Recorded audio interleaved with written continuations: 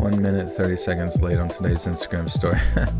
Bro, I was an hour and I'm 2 hours late because I went to dinner. Sorry everybody. Isn't this song cool though? Listen to this shit, dude. If you got bass, you can feel it. I just finished my first movie script, a horror film, and I'm filming it in October. Damn, that's sick. Is it just like for a like independent project, or what I have for dinner? I went with my buddy and his daughters. We went to, they suggested we go to this like hot pot. So it was like this Korean barbecue / hot pot place. And it was cool.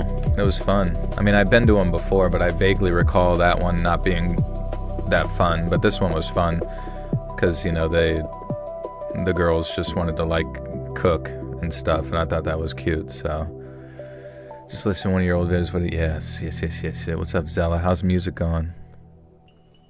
Oh, did you guys see the new Mario movies?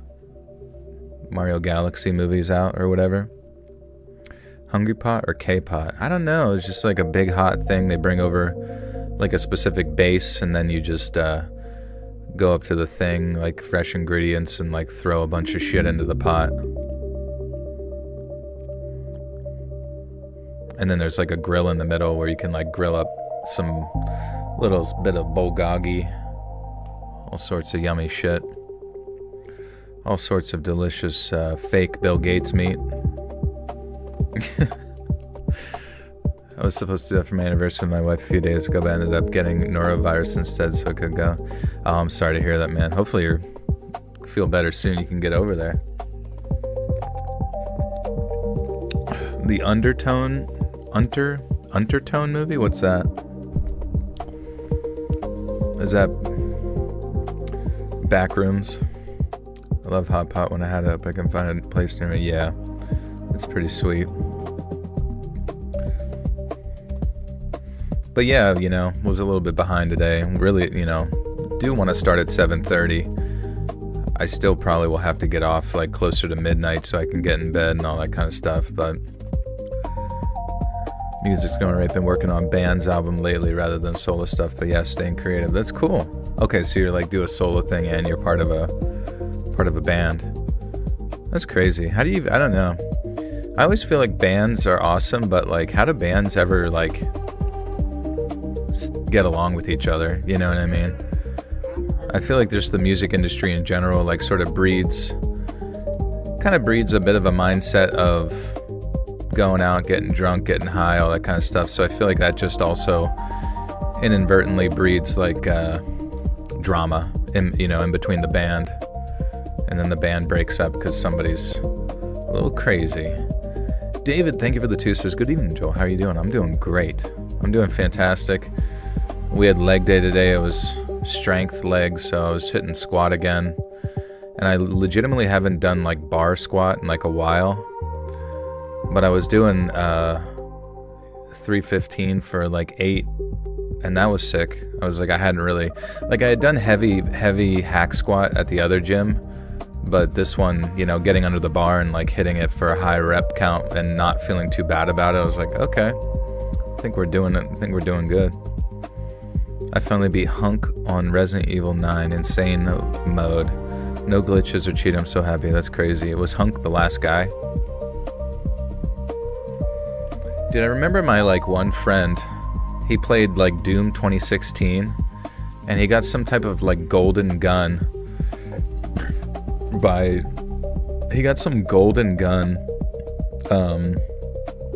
like beating the whole game without dying on like insane mode or whatever, the highest difficulty.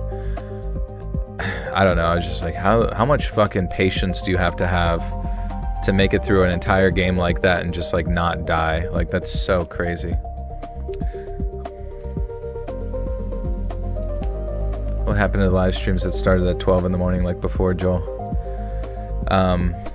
Yeah, I mean, I was supposed to start earlier at like 7:30, but like I said, I went to dinner. And yeah. But I tried a new thing on the previous video where I was like, did a bit of a recap of the stories before, or like a preview of the stories before getting into it. But honestly, it kind of like killed the watch time on the video, because I think if like people drop out too early, they are less, obviously then YouTube is like less inclined to suggest the video out to new audiences. So this video, I'm gonna do kind of like how Mr. Nightmare does and just get right to the stories. No intro, and just see how it does, and if it does well, we might change things up a little bit. I need to gain more size for my movie role. How do I get bigger when I hit my ceiling for size in my workouts? You just gotta eat more calories, sadly. I would do it slow. It depends on how big you want to get, right? But if you're not gaining size, you basically just eat more shit. You don't want to get fat and do like a, dirty bulk or anything like that, though that does get you bigger, but you'll just get fatter. So I would just like take it slow and try to figure out, what your BMR is, and then add like 300 calories. You literally could just like eat 300 calories of dates and get enough protein, and you'll get nice and thick, boyed.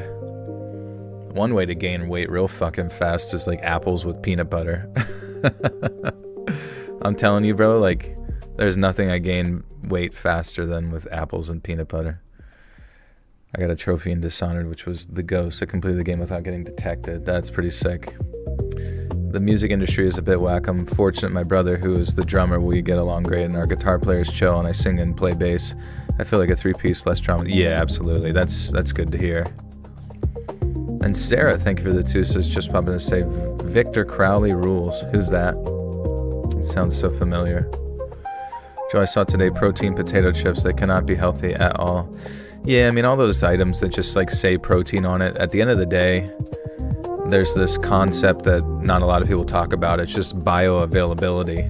And it's like whether or not your body can literally take that protein and make any use out of it. You know what I mean? Like you could sit there and say that the structural integrity of like a cricket somehow has proteins involved. But I think the way they measure protein is based on like just nitrogen content anyways. So at the end of the day, you're not going to go wrong with just whey protein. That works. Steak, chicken, eggs, fish, just like those lean meats, those natural normal proteins. That's why like so many bodybuilders just eat chicken, fucking rice, and broccoli, because it's worked forever. Doesn't mean you have to eat exactly that though. But the protein chips, I think, it's just a marketing strategy to get people to eat like processed dog shit, which I ate a lot of them too, but I try to get away from it. I feel like I've taken too much medicine. Nothing is helping with this flu. Maybe those Zicam, those like zinc related tablets, they kind of help me break free. Now you want some steak. You should get some steak.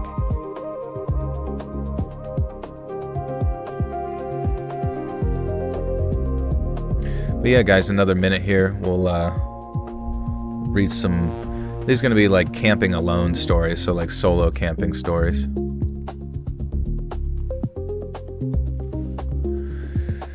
You're at work. This makes your day go so much faster. Good. No goy slop, yeah. That should be like Merriam-Webster's like word of the year, goy slop. I feel like Merriam-Webster never has anything good. It's just like fucking skibbity toilet or some shit.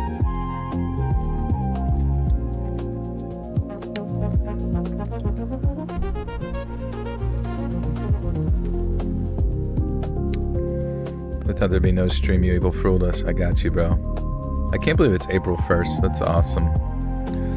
I love the number 4. It's so cool. It's so freaking cool, dude. Look at it. The music's dope, bro. Great choice. Yeah, let me, it's kind of insane is that like YouTube's recommendations for music, like within the normal YouTube, is like substantially better than their like YouTube music recommendations. Though I think YouTube music has gotten better.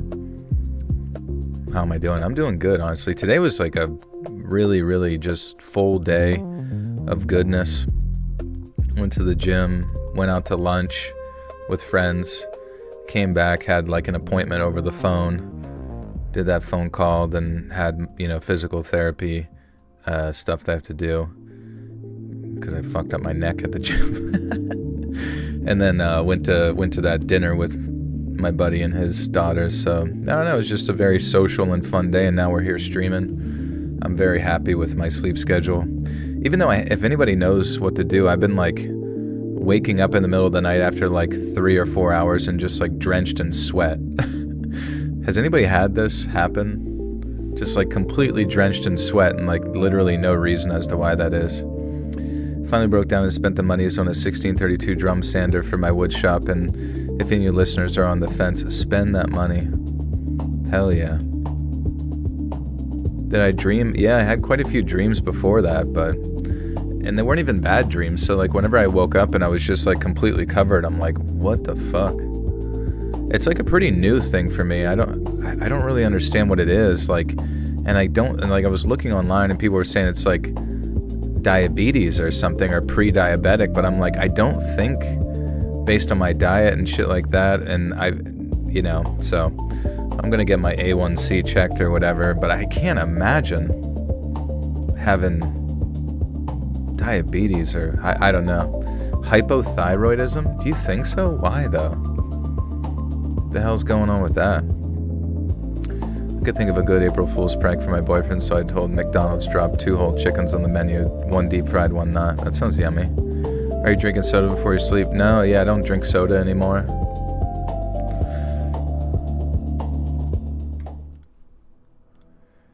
Alright.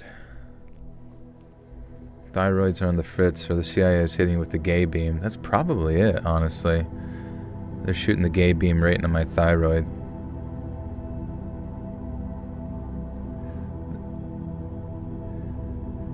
I have this issue, and it turns out I was having anxiety attacks in my sleep. I wake up like drenched in sweat with my heart racing. Yeah, I mean, I remember I was kind of thinking maybe it's like related during that gallbladder issue, like the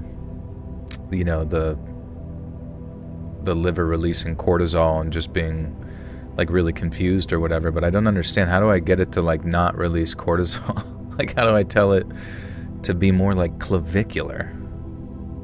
Joel, how old are you? You seem like you do this for a long time. Yeah, I'm 35. I've been doing YouTube for many moons now, since 2014. Speak to it. Honestly, that might be the best case scenario. Just say, hey, liver, you're good, bro. Might just be hormones. Yeah, but I mean, like, which ones and why? You know? I mean, there's so many hormones in the body, and I need them to just... Maybe I'm going through menopause. My eggs are drying up.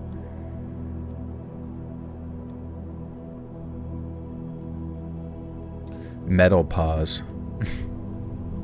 I got prescribed quetiapine for sleep, and that's about the only thing that made a difference for me. Damn.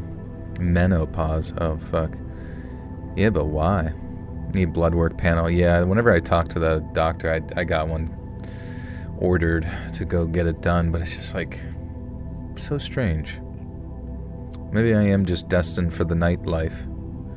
It is a full moon tonight. Hell yeah. Maybe that's the issue. Maybe I run out into the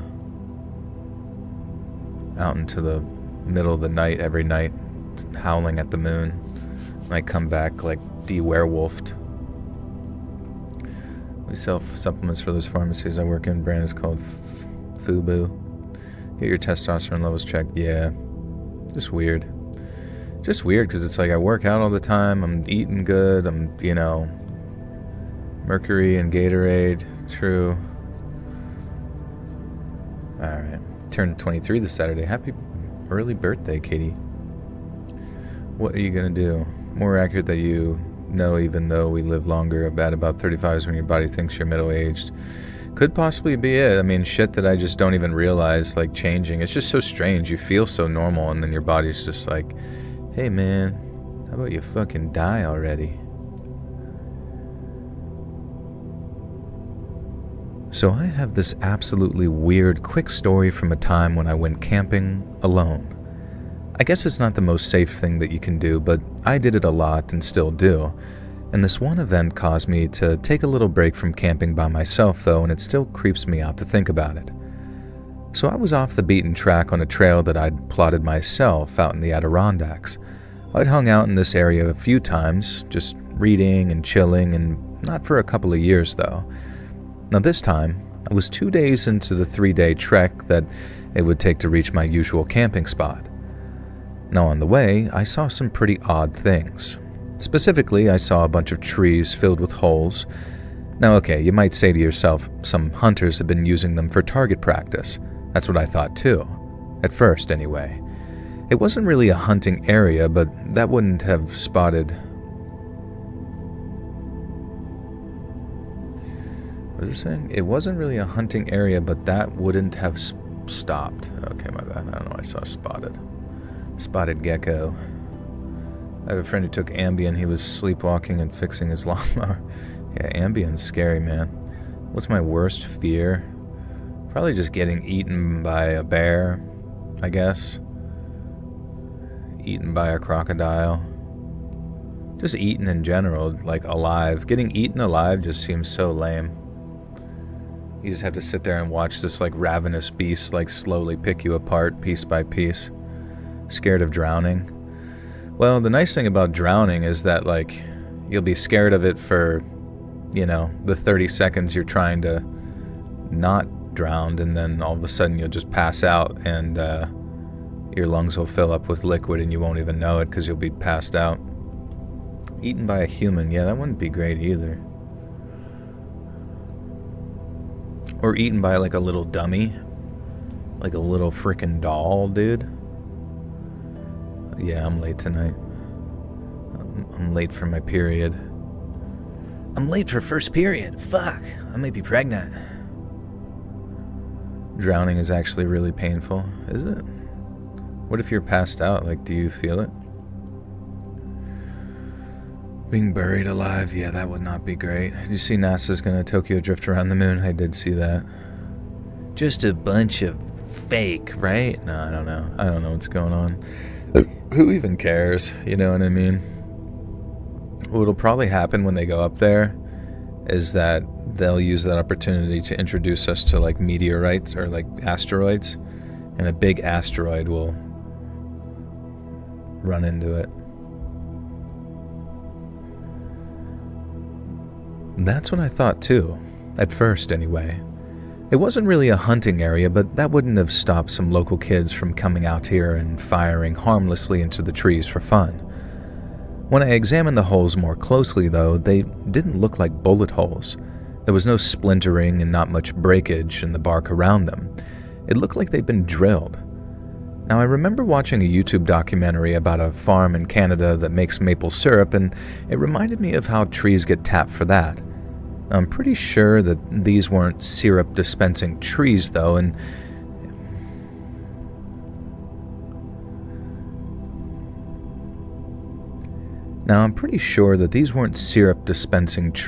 or even maples at all. They did leak sap, but it was normal, stinking tree sap that had dried in a few of the holes. Now, the further I went in towards my planned camping spot, the more trees that I found with the holes drilled in them, and I was super confused. Was this some kind of woodpecker, or maybe a creature? Now, the deeper into the woods I got, the fresher the holes seemed to be as well. Some of them were still leaking the sap, and they absolutely stunk. I have no idea what kind of trees I was encountering. I really wasn't all that into nature or like a nature buff or anything, but they absolutely stank of, well, how do I really describe it? You know the scent when you've just mowed the lawn, but you leave the cuttings out a bit too long and they start to sort of smell bad and maybe even weird? And then you throw some wet bark in there and maybe some food leftovers and make compost. That's kind of what it smelled like, but maybe more tangy. Certainly nothing like delicious maple syrup. Now, against my better judgment, I put my finger against the sap and licked a tiny dab from my fingertip.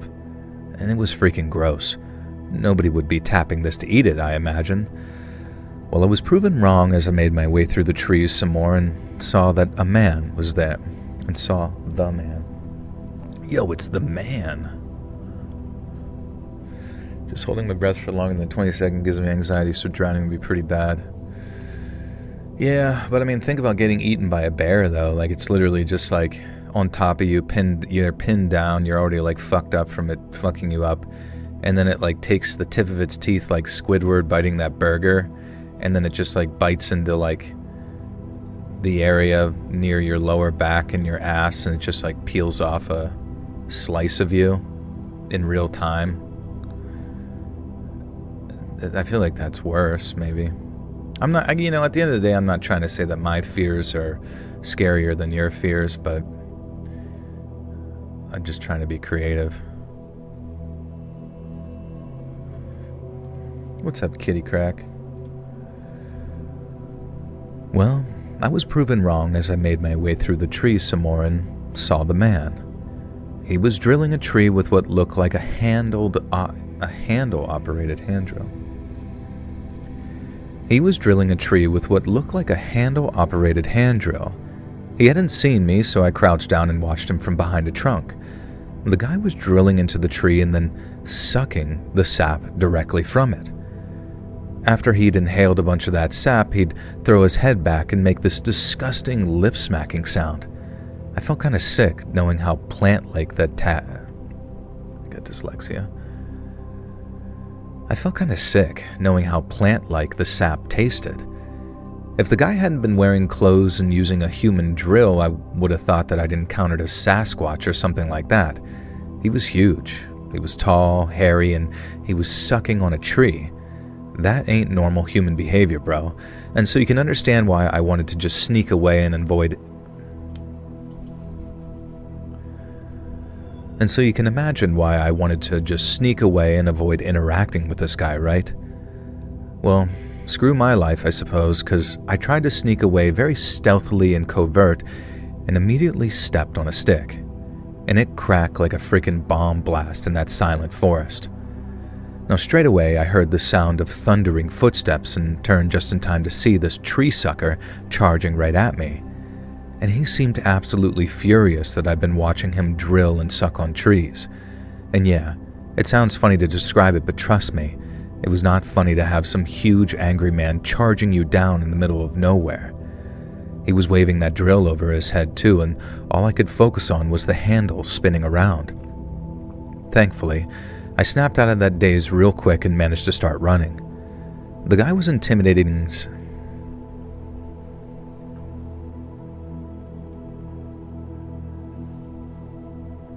Could be worse, you could be attacked by a shark, be eaten, and you drown. Oh, that's a great point. Or I guess like a crocodile. Like crocodiles, don't they, or like alligators, they like actively try to drown you first before they eventually eat you. Hey Chris, love you too, bro, good to see you. Or zombies. Yeah, honestly, zombies were always one of my biggest fears when I was younger. Something about like the really slow, methodical zombies. You know what I mean? Like the types of zombies where, like, there's so many movies where there's like, you know, you think about the ones where they run at you real fast, and yes, that's terrifying. But there's something about the zombies that like move slow, and like the way that the lighting is used, it feels a lot more natural and minimalistic, and it's almost just like every aspect. Like, okay, I've always had like do you ever just like think of terrifying thoughts in your head as you're in the midst of doing something? For example, like I just imagine like laying in my room and then the door is wide open and all of a sudden just like a clown like peeks around the corner and it's got a fucking knife and it's like, I'm gonna stab you. And then it you know what I mean? It stabs you in the stomach or whatever. But I was imagining also kind of like the creepy nature of like opening your garage door, right? Garage door comes up. All you really see is like the dark outside, maybe a little, like there's not like a lot of moonlight to like light up your driveway or anything like that. But then just like thinking about like the silhouette of just one of those like slow lumbering zombies that like as they're attracted to the sound of your garage door opening in the middle of the night, maybe your garage is dark or something, and like it's just all you see is their like, you know, silhouettes as they outnumber you, and the idea of like being ripped apart by zombies in like the dark is just even more terrifying because you only just get like minor glimpses of what's coming at you. Am I scared of rats? I like rats. I mean, I won't pick up a random one from New York, but eaten by a Titan from Attack on Titan, yeah, that would be really bad. There's this, like, the newer Hellboy movie. There's this scene where all the demons rise up from, like, hell or whatever. And if you ever get to watch that scene, that's, like, one of the most gruesome, like, scene. Like, it's just a compilation of, like, people dying in, like, some of the most sadistic ways. Just, like, somehow, like, the demon has, like, metallic sword high heels stepping down and just, like, impaling people as it walks, and, you know, fucking weird winged, you know, daemons flying around picking people up and grabbing them and ripping people in half, and it's just really gross. My son had me watch 28 Weeks Later or something like that. Those zombies are, like, extra angry. Yeah, those ones are pretty crazy. The newest 28 Years Later is, I don't know. All the movies are kind of like, they're whatever, but definitely a creepy idea. The guy was intimidating and scary, but he was huge and... Oh my god. Pradeep is throwing up behind me. What timing. What absolute timing.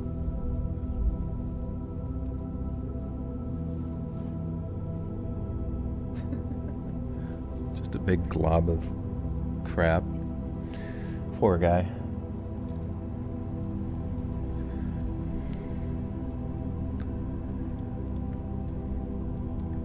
The guy was intimidating and scary, but he was huge and slow, and I was young and fit. After a few hours of heart-pounding pursuit, I was confident that I'd lost him. I'd also managed to run off onto a different route and could no longer see any drilled trees, so I felt more secure knowing that I was in an area that guy obviously wasn't familiar with. I managed to reach my car and civilization by pushing myself pretty far. I took a couple of naps in some ditches, not wanting to set up my tent or do anything that could slow me down. It was a miserable and scary experience. And later, when I was close to the car, I found more trees with holes drilled into them, and that put me on the defensive again, but thankfully that sapsucker didn't show up again. I made it back to the car and hightailed it out of there, and I have not been back to that area since, which I think is quite understandable.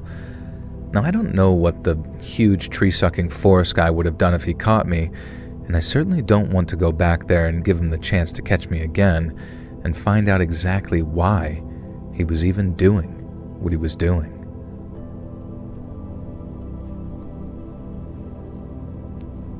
You're gonna do bar squat April Fools.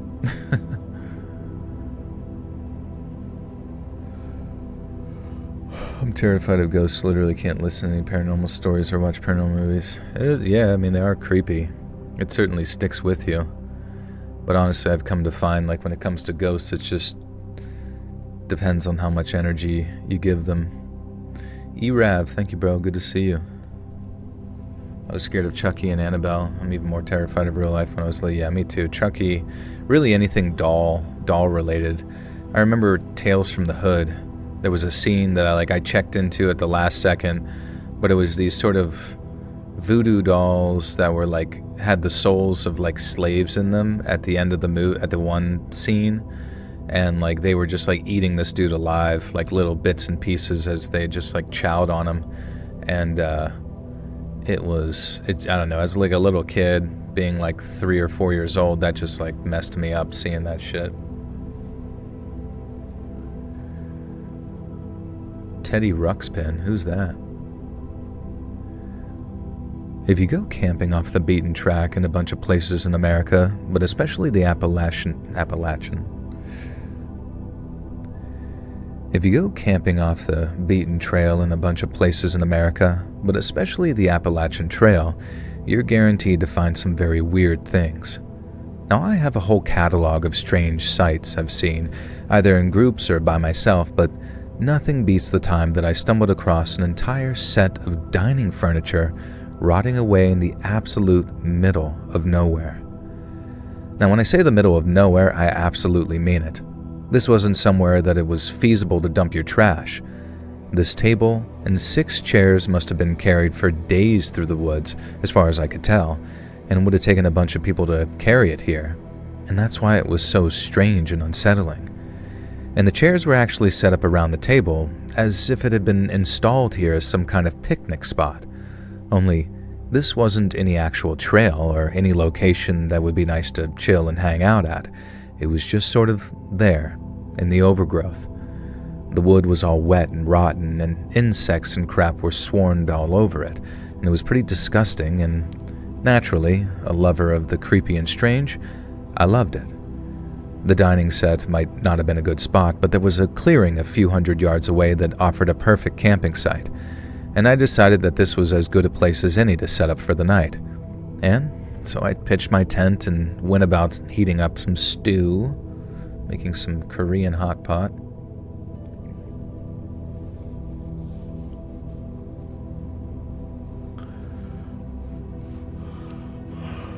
The perfect place to get eaten.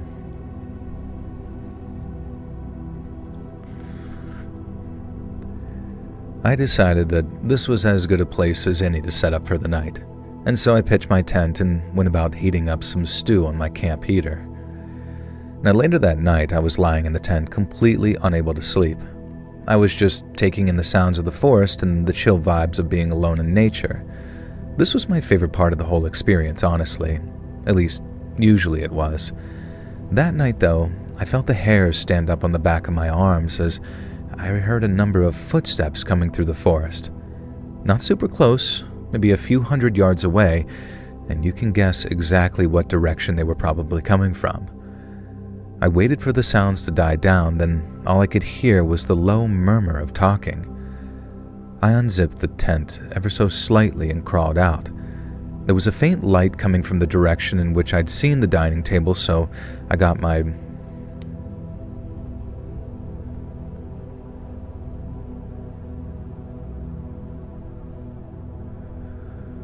There was a faint light coming from the direction in which I'd seen the dining table, and so I got my singular binocular out and tried to watch.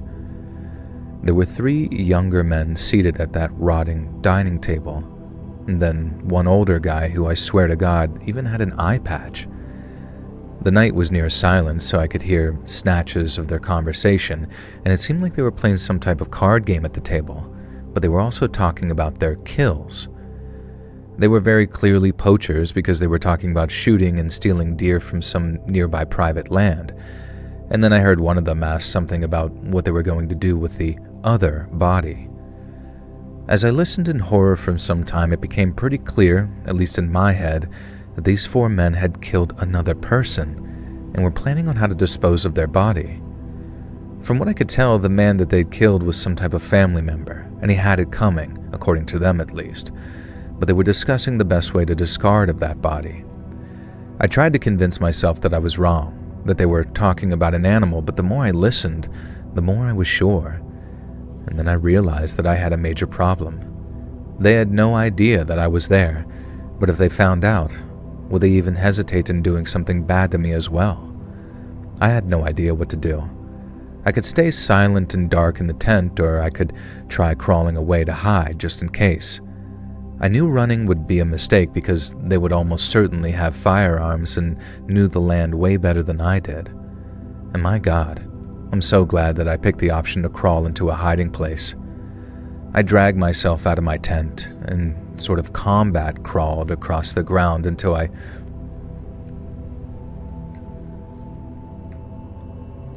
What's up, Astral? Justin's here, but you know about all that...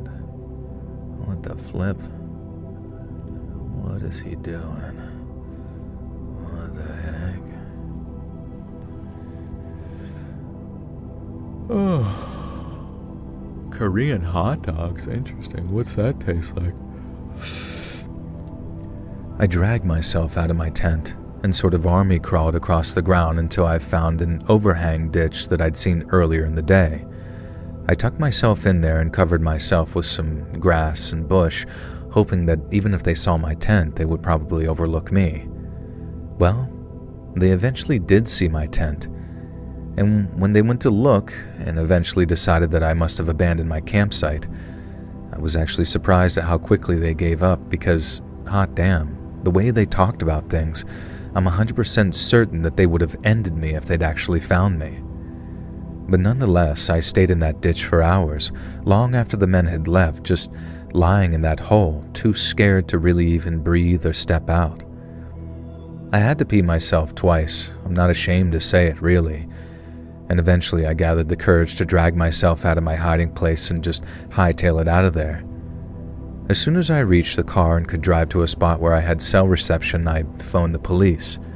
Now, this was a few years ago, so finding cell reception wasn't easy, and I wasn't able to give the cops much. I didn't have a clear description of the men, and I wasn't able to pinpoint exactly where I'd seen them. They asked me to go into the local station, and I did, but they seemed more frustrated and annoyed with me than anything else. The cops promised that they would let me know if they needed anything else from me, and I gave them an update.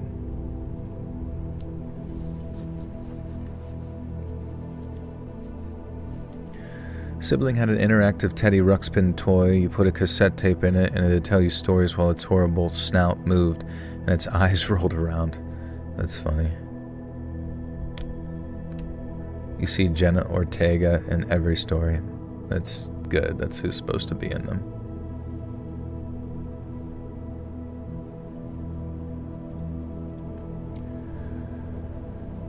The cops promised that they would let me know if anything else. The cops promised that they'd let me know if they needed anything else from me, and I gave them my home phone number and email, asking them to promise to give me any updates. Well, I never heard anything else, and in the years since then, I've scoured any sort of local news of that area in Appalachia for any news of a body being discovered. But here's the depressing thing. The answer isn't there was never a body found. Instead, bodies are found all the time out there. I have no idea if one of the many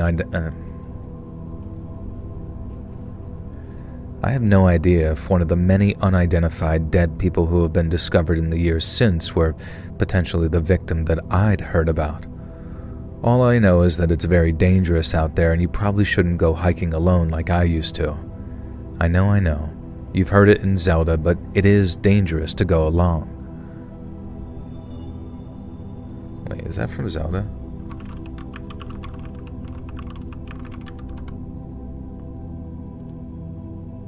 Oh, it is. It's dangerous to go along. Take this, and it's a sword. I thought that was in Pokemon. Did they say that? It's dangerous to go by yourself. And they give you a Pokemon. Hey, see ya, Astral. Take care.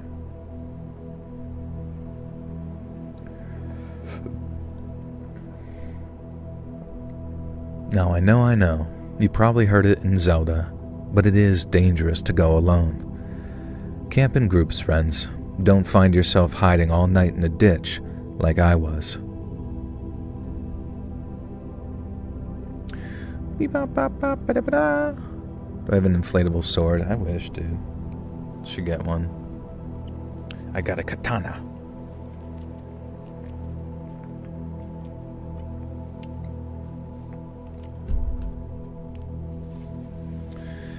Joel, I'm gonna shout you out on Entertainment Weekly tomorrow. Bro, please do. Wait, why are you going on there? Are you joshing around? Don't josh with me, Justin. I need you to keep it 100% ballas. Also, you also got a new profile picture. Let's check it out. Let's rate this one. Let's rate this PFP of Justin's. Oh, that's a 10 out of 10. He's ready for fall. He's got that silly Billy smirk.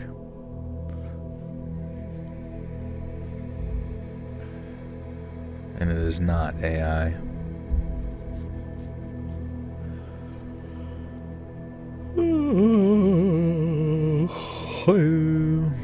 Joel is not AI.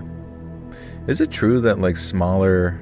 So what's the deal? Like smaller horror narration channels got monetized and then got demonetized for being mistaken for AI and then had to show their face to somehow prevent themselves from getting mistaken for AI again or something like that.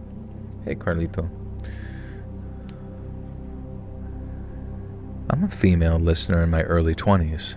Before I start the story, I'll tell you all up front that I am a safe, warm, and well. Before I start the story, I'll tell you all up front that I am safe, warm, and well these days. I have a long-term partner who I live with, and I'm no longer homeless or in any danger. That wasn't the case a few years ago, though. I was living rough, either sleeping out in the open in the sleeping bag, or for a while I had a small pop-up tent until it got all slashed up.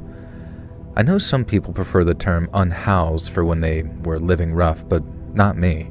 I know what I was. I was homeless. I did not have a home. I didn't have a community or a single safe place to stay. And it was hell. I hated it. I felt like I had to be constantly on the move, sometimes multiple times within the same night, and it was extremely unsafe and unpleasant. And it was an extremely unsafe, unpleasant world for a young woman like me, and it's frankly a miracle that I managed to come out the other side of it relatively unscathed. Now, I genuinely do believe that it was a miracle, like someone was watching over me, and I had so many narrow misses and managed to scare off so many different predators. There was one incident that really stuck with me, though, and it was the closest I ever came to something terrible happening. It was the final day that I got to spend with my pop-up tent, and I didn't know at the time, of course, but yeah. What? But yeah. What the fuck is that? I didn't know that at the time, of course, but yeah. Like, what? I don't understand sentences like that. Do you listen to Tetsuya's narration horror story? It's not, no, I never heard of it. Any thoughts of potentially becoming a horse whisperer? Is that like to extract their semen or something like that? Is that what they do? Is that what a horse whisperer does? Do I ride horses? Yeah, pretty much John Marston all across my town, everywhere I go. I got my trusty steed, Taima. Is Pradeep still about? He is, yeah, he threw up a little bit ago. He's good though. Sometimes you just gotta get it out.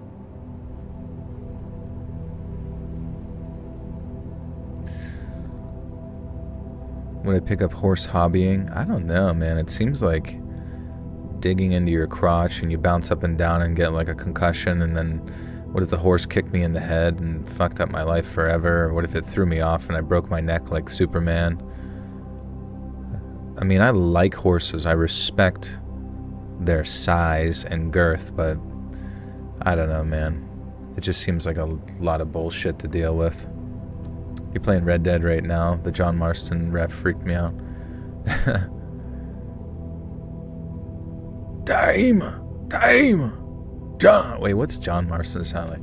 Dutch, hey, yeah, come on, hey, let's go, Dutch. That's John Marston for you. That's how this other guy talks is kind of fucking stupid.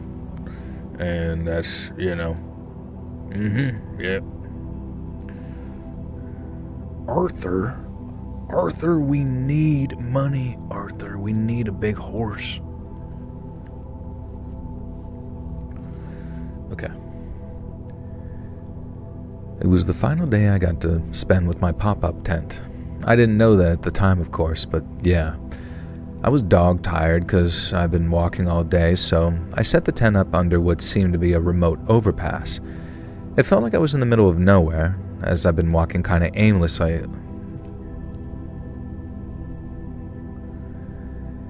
It felt like I was in the middle of nowhere, as I've been walking kind of aimlessly for a while, I guess. Now, I'll admit I was floating on some kind of substance I won't name right now, and when you're living rough, you take whatever escape you can get. I always tried to keep things very grounded though, just enough to take the edge off.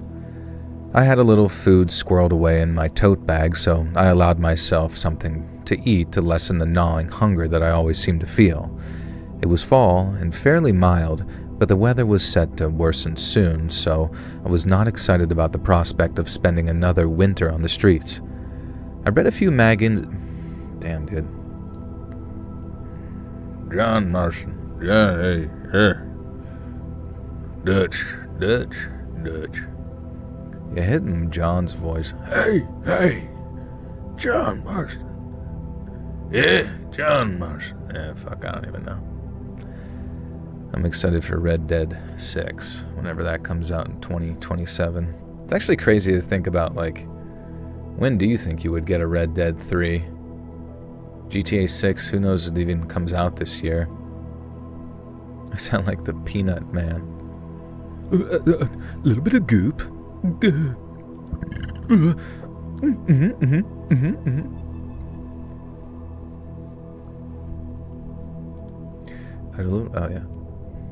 I had a little food squirreled away in the tote bag, so I allowed myself something to eat to lessen the gnawing hunger that I always seem to feel.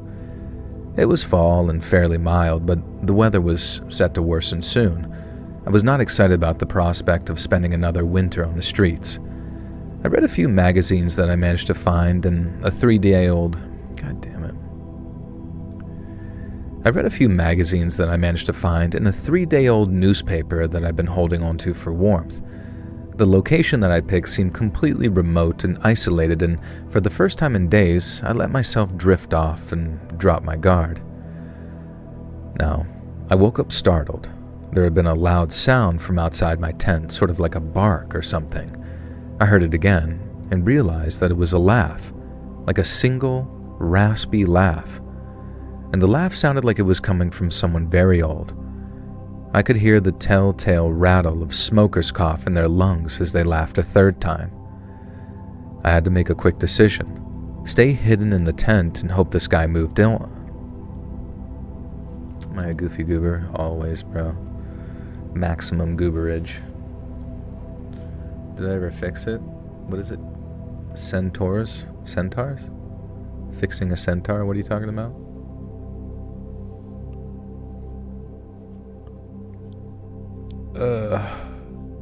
I'm a goofy goober. Rock. You know what's kind of crazy? My friend, he plays poker professionally. And in Las Vegas, he is like really good friends with the voice of Patrick Star.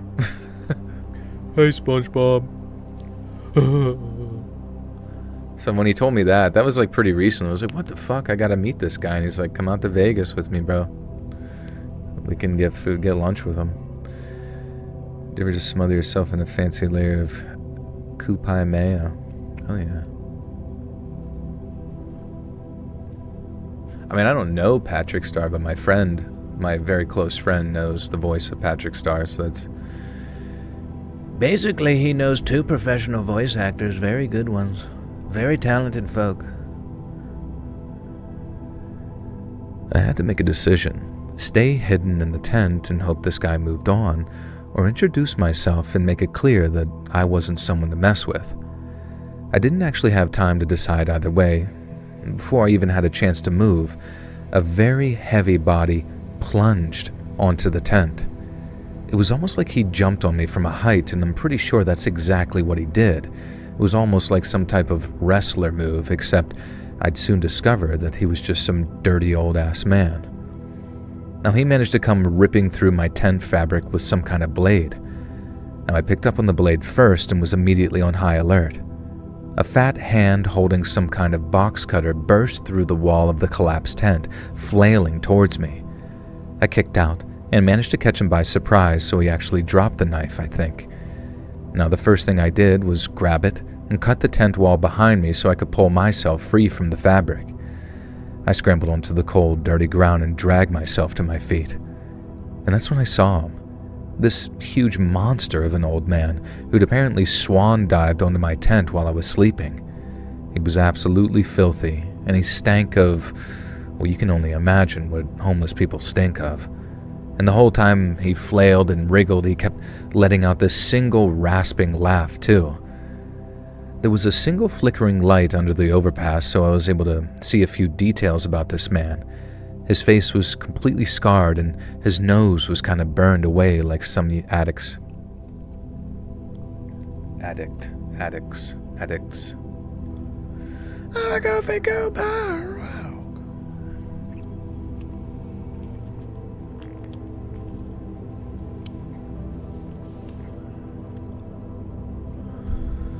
I want to rock. Have you seen the Backrooms trailer? Yeah, it's kind of funny. It's like, I didn't realize that the Backrooms was basically just a ripoff of House of Leaves. Are you guys familiar with House of Leaves? There's a book called House of Leaves, and basically it's just a house that has like infinite rooms that like forms themselves. It, has a mind of its own, and I think it like creates stuff that you're like afraid of as well. I'm sure that it got inspired by stuff as well, but I don't even know what House of Leaves is. Yeah, it's just like a sort of a horror book, but like a famous one that's like kind of written in a very unconventional way. Like there's like a shit ton of like notes all around the outside of it, and it's like, I don't know, it takes a fucking hour to read one page. It sounds like a John Nutsack movie. I think it is. I think it was directed by John Nutsack. John Pork and John Nutsack. Have you heard the U.S. World Cup song? No, I don't really watch foosball. But either way, I mean, the concept in and of itself, I mean, honestly, I really wouldn't mind, like, more, like, because is Backrooms loosely based around, like, SCPs, like the Secure, Contain, Protect stuff? Because, I mean, if more of those ideas made their way into the realm of Hollywood and shit, that would be pretty cool. Why do I start the stories and stop in the middle? Well, I'm just like recording them for tomorrow's video. And then the live streams are kind of just for like recording the stories and chatting because, nothing else to do. And I like talking to people, talking about things and hearing my own voice and smelling my own farts. I was very surprised when I heard there's going to be a Backrooms movie. Yeah, I mean, I have like this inkling that like, it's not to be rude, but I kind of have a feeling that it's going to like be very underwhelming. Like I don't really know what the general threat is other than maybe people having a phobia of like liminal spaces, which is cool. It's a cool thing to explore. But I feel like it's really going to have to like psychologically fuck with me and have really good acting for me to like kind of be wooed by it. It's been a while since I've been wooed by a horror movie because they're just like so lazy. You didn't think the Backrooms movie was real? Oh, is it like a fake trailer? I wouldn't be surprised if it's a fake trailer, but maybe. Seems like a lot of people are talking about. I was happy to hear Patrick spell out M-O-O-N in reference to Bill's character, Tom Cullen from The Stand. Oh, interesting. Hi from England. What's up, Lottie Lou?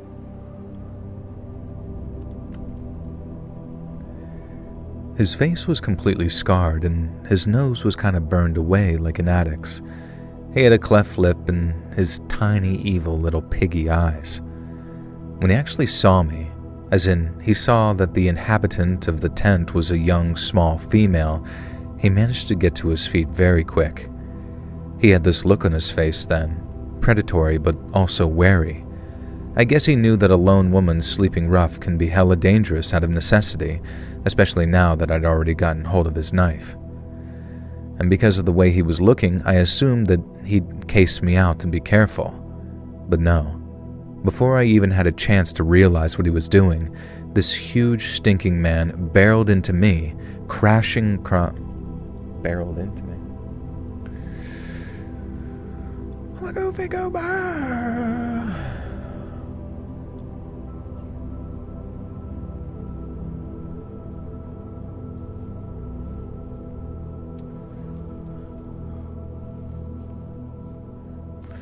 Let me clean up the salon and get out of here. Hell yeah, dude. Get the frick out of there. You should light the whole place on fire.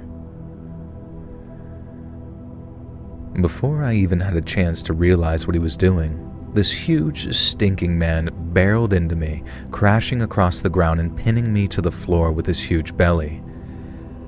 Now, his knife went flying out of my hand and I immediately felt my heart sink. No time to dwell on that, though. His bulk was completely crushing me, and I could feel him pressing against me in ways I really obviously didn't want. And since I'd lost that blade to defend myself, I decided to just try and punch him repeatedly on the side of the head instead. His head seemed to be his weak spot, I think, and after a few hits, I even started to see a cut, dripping blood onto my own face, and that stinking old guy was just howling. Still laughing too, though, like he was extremely high on obviously something. He rolled off of me and I scrambled away. The dude was rolling back and forth on his back like some fat turtle, and it would have almost been funny if I hadn't been so terrified in that moment, my heart absolutely pounding. All my worldly possessions were in that destroyed, slashed-up tent that I couldn't just run either. All of my worldly possessions were in that crushed, slashed tent, so I couldn't just run either. I had to grab up my tote bag first, and no way was I leaving everything for this a-hole. I quickly ran across the tent and fished out my bag out of that wreckage. And just as I thought that I was about to get away, I felt some hand grab me by the ankle. I slammed to the ground hard, and I later found out that I actually sprained my wrist pretty badly, which was kind of a miracle to think that that was the worst injury that I suffered from all of this attack. The guy pulled me towards him, muttering something I couldn't understand in the moment. I don't even think it was English. He didn't seem to be American at all, but I have no idea what language he was even speaking. Maybe nothing coherent.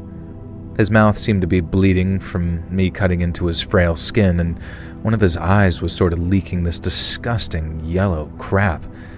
He was an actual monster in my eyes at that time, and this was my worst nightmare, the kind of thing that I dreamed about at my lowest point.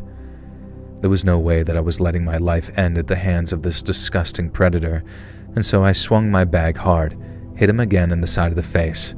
He tumbles backwards, and I stomped down on his crotch with all of my strength, and then I just ran. And I didn't stop running until the sun was up, and I was back in a populated area. Now this was the wake-up call I needed to straighten my life out. Now I won't go through all the explanations on how I did that because that's the non-scary part.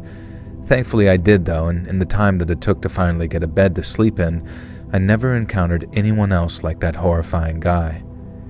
This was only a few years ago. I wonder if he's still out there though. It's not like I went to the cops or anything, as that would have been totally out of the question for a person like me at the time. On the other hand, he looked like he was basically falling apart, so I'd be surprised if he'd survived much longer beyond that. Now maybe it's not very Christian. Hello everyone, I am a Christian. The last time I heard alive was when my parents and partner were still alive. It's still weird being on my own. I gotta move on Oh, I'm sorry, Colito. Sorry to hear that. This is a camping story because of the tent she had. I believe she was homeless, and I believe she was camping in a very isolated woodland area. So I think that qualifies as solo camping, even if you are technically camping every day of your life when you're homeless.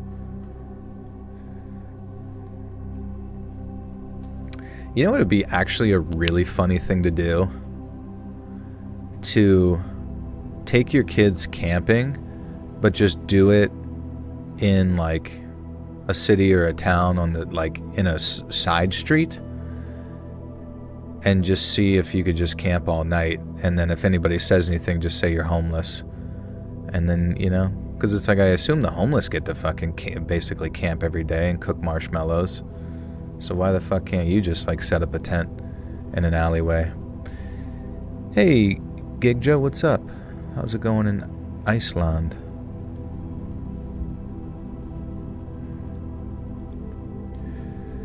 Now, maybe it's not very Christian of me, but I kinda hope he's dead. He was a predator monster who tried to suplex a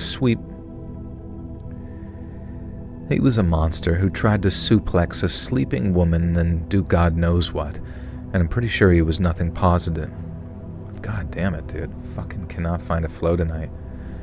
And I'm pretty sure he has nothing positive to offer the world. All he exists as now in my face. I have actual Tourette's. All he exists as now is the face that I see when I have the worst of my nightmares. Be super careful if you're forced to sleep on the streets, kids. There are all sorts of horrors out there.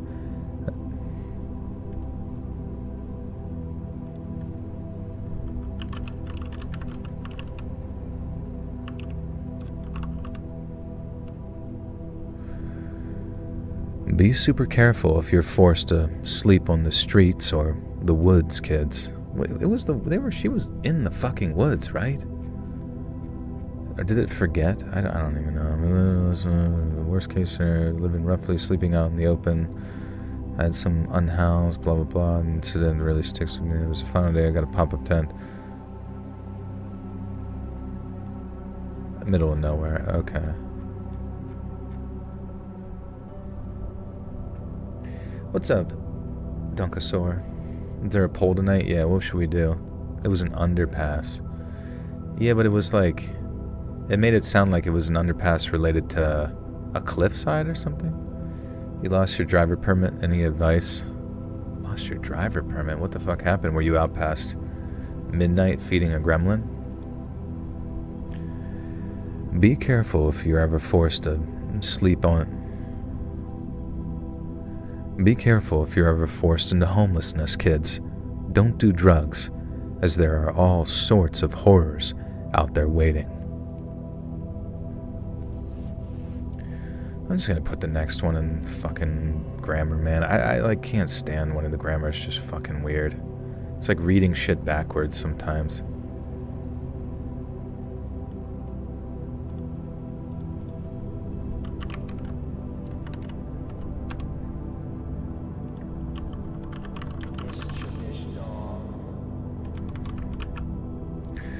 Lost in the Mood, welcome back for 41 months. What's up, Mr. Live? How we all doing? Doing good, doing good. Starting a little bit, like it was kind of sucked, like whenever I started at 7:30, like immediately the stream like lost like 100, concurrent viewers, which kind of blows. But then starting at like a normal time, 9:30, it seems like hasn't really gained that back. So I don't know, man. YouTube's fucking notification system sucks. Like relying upon YouTube to like where most of your views just come from suggested views sucks. Like you change anything in fucking YouTube shit and it just like doesn't reward you at all for it, you know what I mean? You just constantly get like 10 out of 10 performance shit because you change like one thing and YouTube's just like, well, how about we never show this to anyone because people were not a fan of it. But I guess that makes some sense. It's just so annoying, like where literally most of your views on YouTube come from whether or not an algorithm is like, yeah, let's show this to people. Hey, Love Channel, generally curious, what do you make a video? I really appreciate it. That way you have the ads set up compared to most. What do you make a video? Oh, you mean like money-wise? I can't talk about it. I was hoping to hop on earlier, but I was kecking ha-haing with my fave client. Hey, no worries. Fans are still adjusting and slowly coming back. Yeah, I mean, that's the thing is that I don't even know if it's that really. I genuinely think like it's all about a notification system.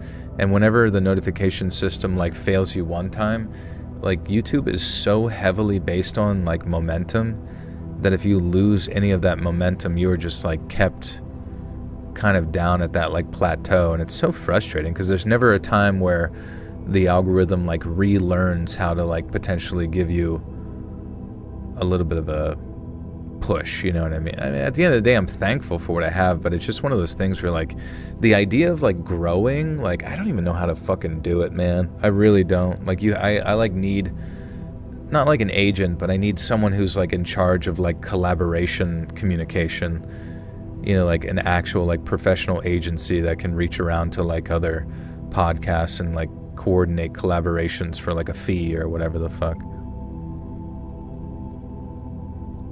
Hey, Batman, what's up, bro? Sorry, I'm just bitching about nothing. Do this a full-time? No, yeah, this is full-time. So sometimes it's, like, really nerve-wracking doing this full-time because you're just, like, so... I don't know. You're just worried that, like, you say one stupid thing and it's all Jover. How's the gym going? It's good, man. We're in a good spot now with the gym.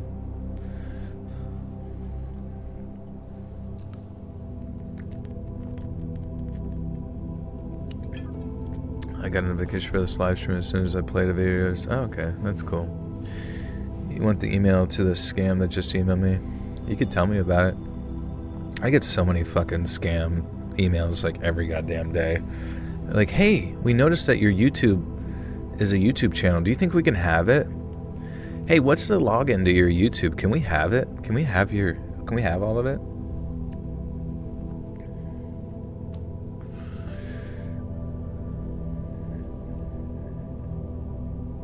Whatever, tell funny stories. I did have a few funny stories on the channel that I would post on like April Fool's Day, like every year, but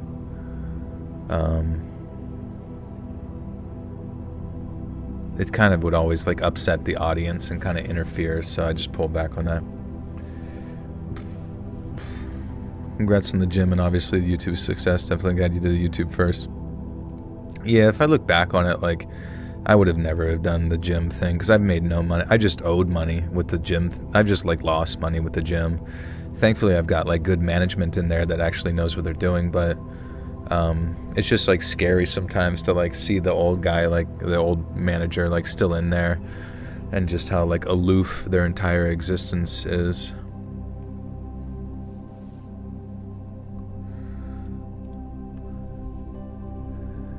So, I've got a quick story about the time my then-girlfriend kicked me out. Now, don't worry, it's not some psycho relationship gone wrong story, but it's about the camping trip that I took afterward to commiserate. Now, I know you seem like an outdoorsy. Now, I know you seem to like outdoorsy stories, so I figured that I'd shoot my shot and try submitting something. So this happened about 7 years ago, pre-pandemic, and my then... You know what?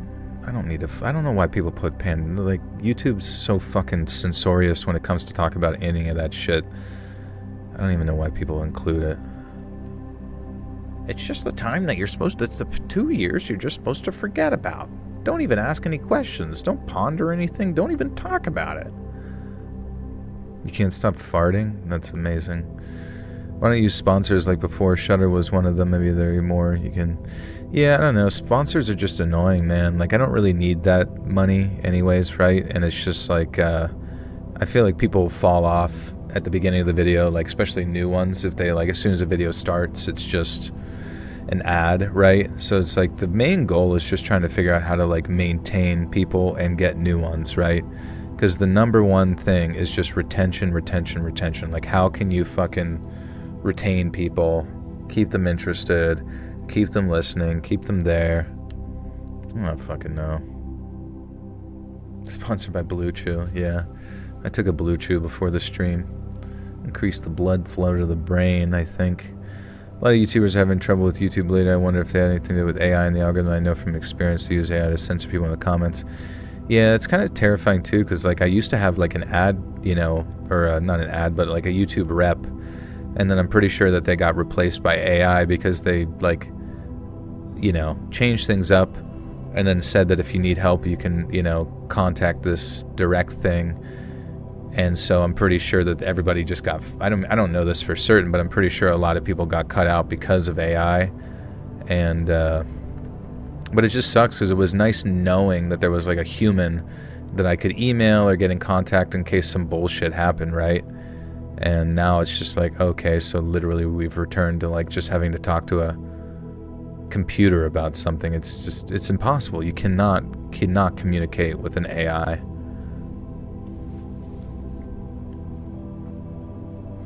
You have 1 million subs but so less likes and comments, must be annoying.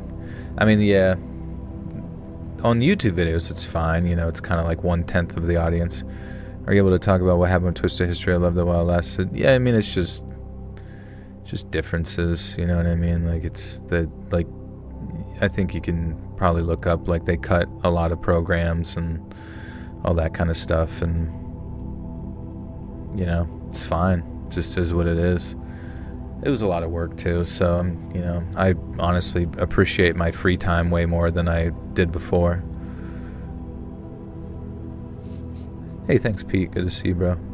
More profit. I guess the thing is that, like, the only reason I complain is because it's not even, like, necessarily that I'm, like, afraid or even desiring to, like, make more money or anything like that. It's just this, like, that constant fear in the back of your mind that, like, your channel is dying. You know what I mean? Like, I get it. Not every channel can last forever, blah, blah, blah. But it's that sense in you that, like, something in the algorithm is just, like, not giving you any sort of preferential help. Not that it always needs to, but it's just like, it literally since the day I started YouTube, none of it makes any fucking sense. I mean, I always see, like, Mr. Beast acts like he's like some guru who's got it all figured out, but I genuinely would be curious, like if someone who actually was like a YouTube guru saw what my like specific niche was and would actually have any like beneficial advice to tell me what I should do to like grow or do, you know what I mean? Just because I legitimately have no idea. Strauss, thank you for the 5 gifters to Lottie Lou, Lily Bunn, Tony F, Lucas Spookus, and NDNO F Mana. Welcome to the Butterstock Cult, guys. You now have access to bonus content. Appreciate you. Helped us just open a weight loss clinic 2 with ChatGPT. Helped us just open. Who are you talking about? That's what you're gonna do? Also, if anybody takes any of that like GLP-1 shit, apparently it's just like so fucking bad. I've been seeing like studies about it, like just killing people's like bone density. Now, granted, like you should be like probably doing exercise with it, but I don't know. Personal agent. The thing is like I've reached, like you have like agencies reach out to you, and just like every fucking aspect of anything that I thought was like going to be like in this past year, there was like 3 or 4 opportunities that I thought were going to be like positive forward momentum and opportunities for the channel, and it just turned out that every fucking one of them was like parasitic. Like it was just there to like milk you for your talents, milk you for your time, milk you for your fucking money. And I'm just like, dude, no one has a fucking soul. No one ever like wants to give you anything mutually beneficial anymore. Everybody just wants to like pretend like there's opportunity coming your way while just like fucking you in the ass. And I don't know. You know, I just got to be thankful that this shit even remotely worked out the way it did, because I think when it comes to Hollywood, all that kind of concept, that like there is no up. There is no longer an upward trajectory from independent content creator to Hollywood. If anything, most Hollywood people just end up making their own podcasts so they can make Blue Chew commercials for their own bullshit. Isn't parasitism a fundamental part of business? I think it must be. But it's just sad to think that you can't have like a mutual parasite, right? You know what I mean? Like you both can't have like a symbiotic relationship, but it's just like no one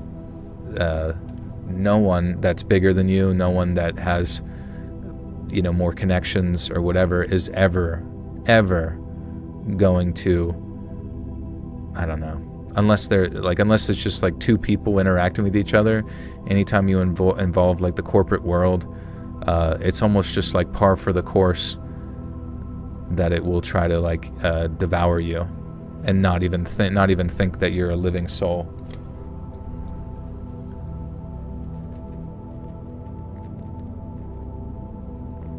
Which is fine. We wish them well. I had an interview as a dev architect 2 days ago to one of my favorite hosting sites and have not heard from them yesterday. I sent them a thank you note with links to all my best projects. Nice. Blue Chew sounds like a bubble gum. Yeah, you should check it out. The best bubble gum you've ever had. That would actually be really funny, to like have a gum that you chew that gives you a boner. Do you think showing your face will help? Like maybe just for the live streams, since so many think you're AI? No, I don't give a fuck. I mean, I know I'm not AI, and people who think I'm AI are just retarded, and I don't want to show my face. This happened about 7 years ago. My then girlfriend, I'll just call her Erin here, was finally sick of my crap and kicked me out. I don't blame her. I was a hot mess back then. No jobs, no prospects, happy to just coast through life on her dime. And the only thing I was really passionate about was vacationing. The camping had been Erin's thing, and I was more into partying with the boys and going on spring break type vacations. But Erin had convinced me to try camping early in our relationship, and I was immediately hooked. I got to party and have fun in the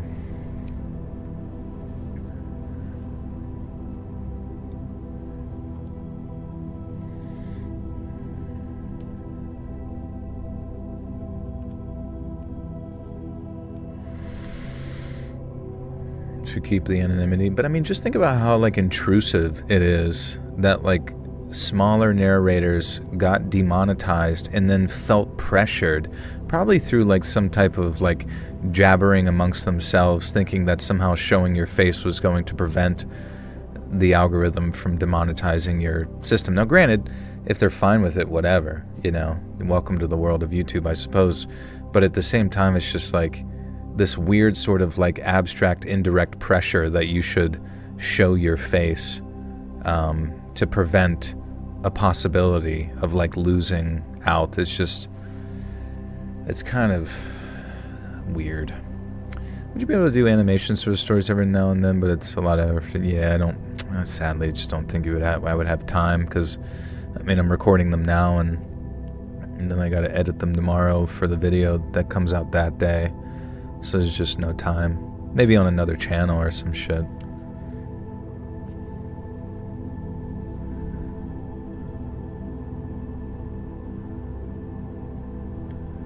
I got to party and have fun in the evenings, but hike and feel at one with nature during the day, like it was actually achieving something. We had this one excuse me.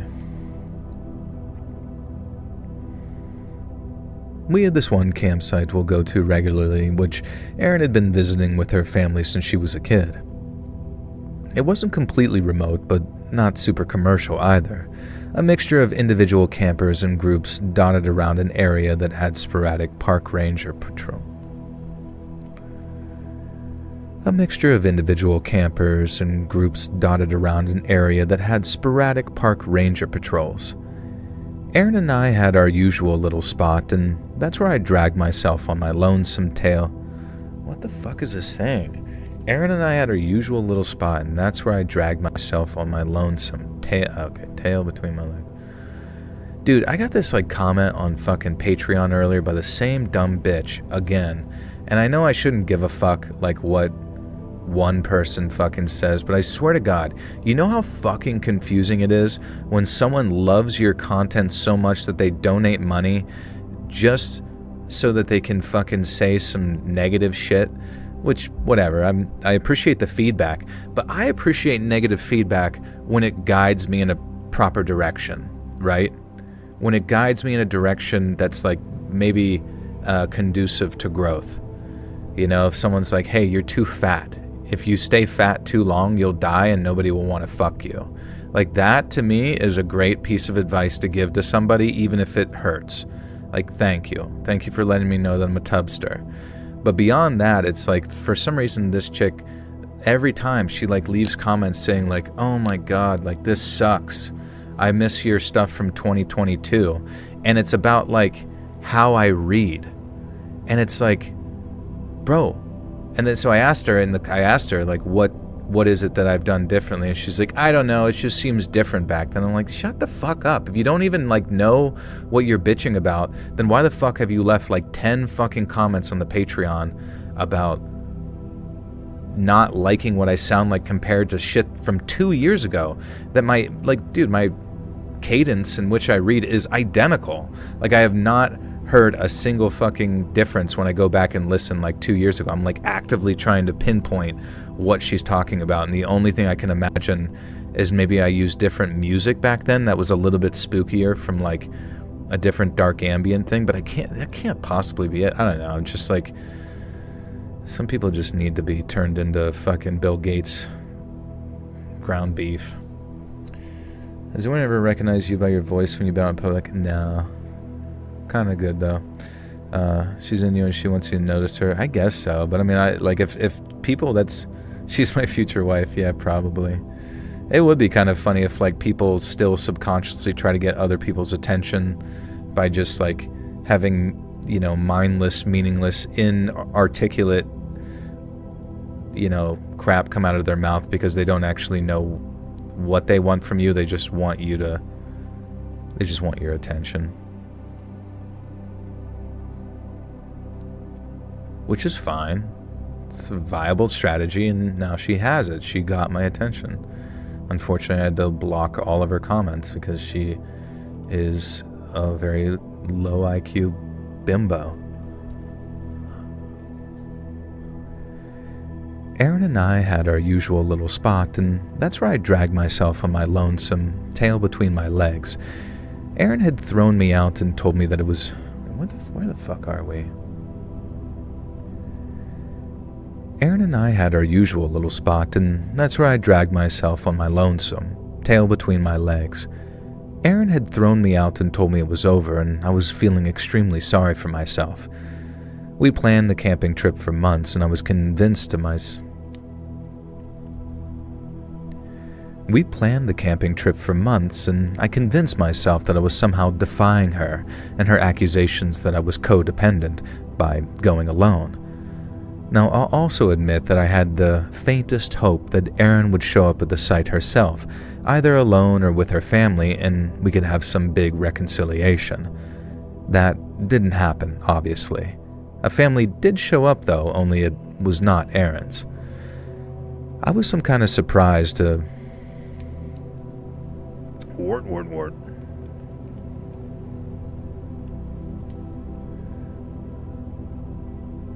What's up, Woogoo? Woogoo? I don't even know how to say your name.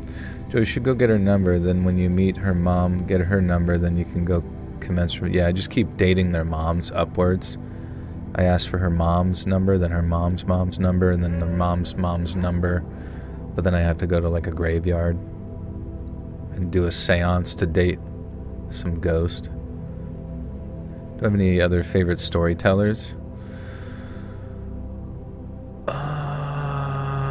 Not really. I don't really listen to this kind of stuff. Do you ever get that thing where you see tiny bugs crawling in your peripheral vision? Yeah, like those little floater things.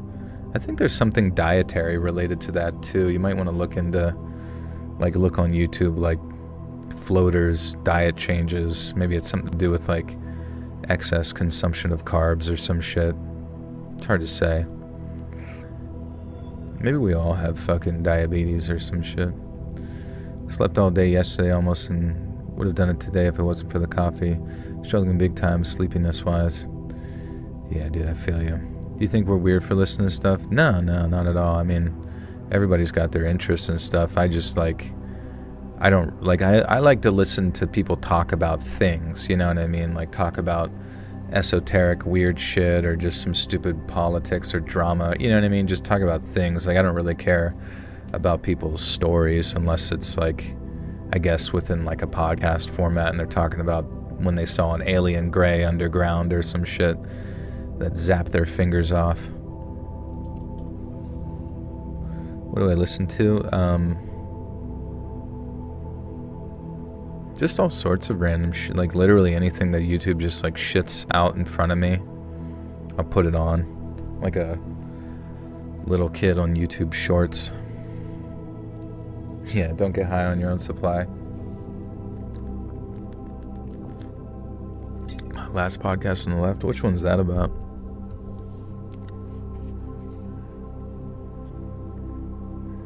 Who's my favorite artist? Banksy.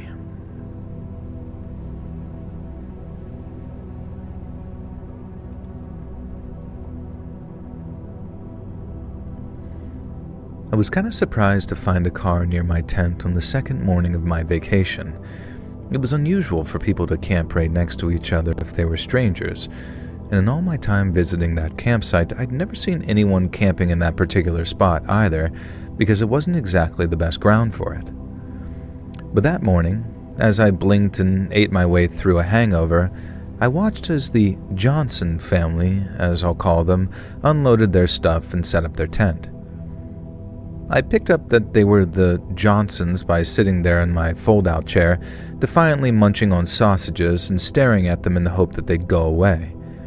I wanted to make my presence as unwelcome as possible and either pick a fight or be left alone.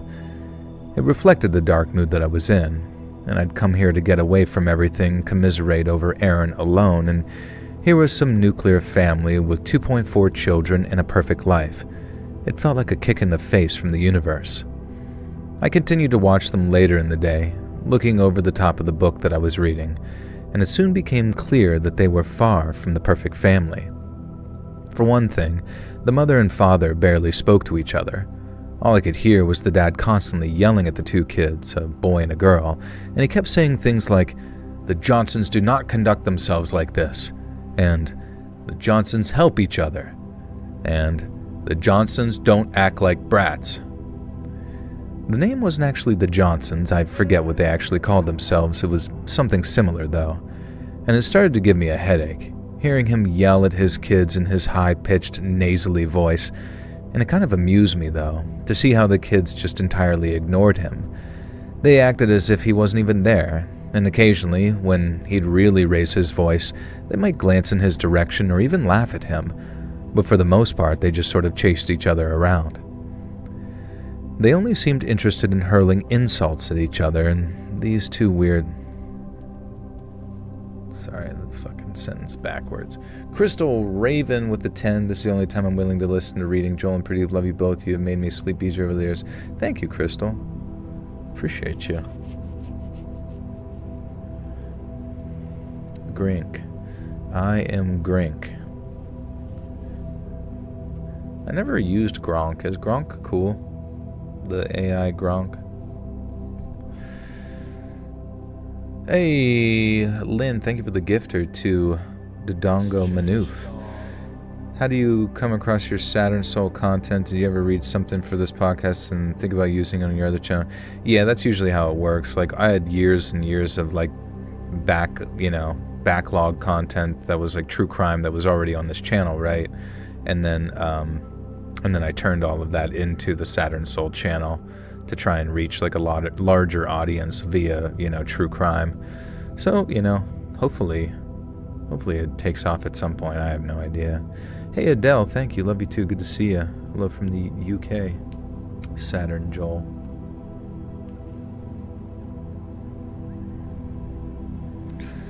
Baby Gronk rizzed up Livy Dunn in Ohio. What's a 2.4 children? Does it mean the mother is 4 months pregnant? I do believe, yeah. I gotta go back to work, but I wanted to say I sent the alien story. I hope you all enjoy the rest of your day. Thank you, Pete. Appreciate you. Yeah, if anybody has any stories they want to send in, let's read submissions at gmail.com. Bing, bing, bong, bong, bong, bing. How the Grink stole Christmas. They only seem interested in hurling insults at each other, these two weird little kids. Now, they must have been about 8 to 10 months old, but some of the crude things that they were yelling were way too inappropriate to share here on YouTube. And the worse their insults to each other were, the angrier their dad got. Meanwhile, the mom of the Johnson family sat on some portable sunning chair, the one thing that she'd removed from the car by herself, and just sort of watched. When the day started to get really hot, I kind of just was shocked and a little embarrassed to notice that she'd started sunbathing without a top on. The dad seemed to notice this too and saw that I was looking, and it stressed him even further. Now, I could tell that he wanted to say something to me, but he also wouldn't let himself. Now, for my part, I was in a bad mood and wanted to pick a fight, so I refused to be intimidated or move. And besides, in the language of the schoolyard, I was here first. And I started doubting whether I wanted to get into a fight with the Johnsons, though. The father got increasingly angry with his kids, speaking to them in a way that I'd never even heard a parent speak to their children before. And at one point, he grabbed the son's arm and yanked it so hard that I was certain that the son would react. He did react, but not in the pained and hurt way that I expected. Instead, he just called his dad some slur and ran off chasing his sister again. And the entire family was utterly and horrifyingly obnoxious. Now, while I'd first thought the universe was just taunting me by showing me that I could have had with...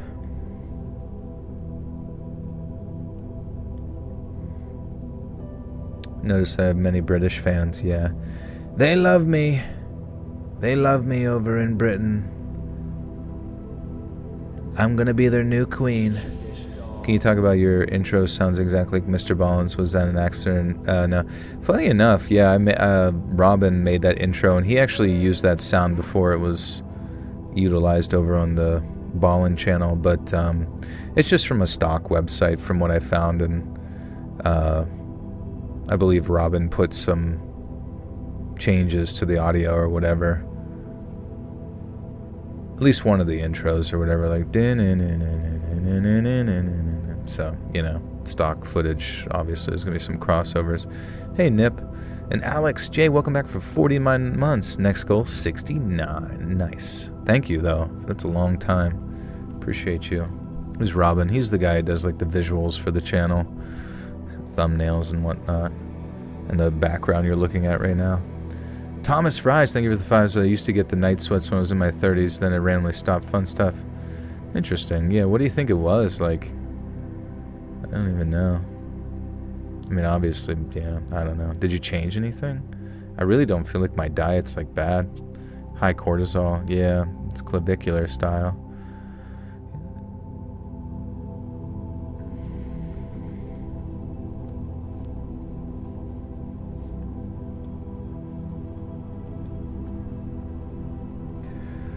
Well, I'd first thought the universe was taunting me by showing me what I could have had with Aaron. Now I thought it was saving me by, well, showing me what I could have had with Aaron. Childish, but I was directing my anger at her towards this awful family, sitting there just scowling at them while nursing my beer. Eventually it became overcast and the mom got dressed again. The family built a campfire in their designated fire pit. The one benefit to the family built a campfire in their designated fire pit, the one benefit to the place I'd chosen to set up camp. I watched as the horrible children ran around it, getting dangerously close to the fire. Dad Johnson kept shrieking at them, threatening to beat them. The mom kept stealing looks at me and offering me little smiles, maybe even a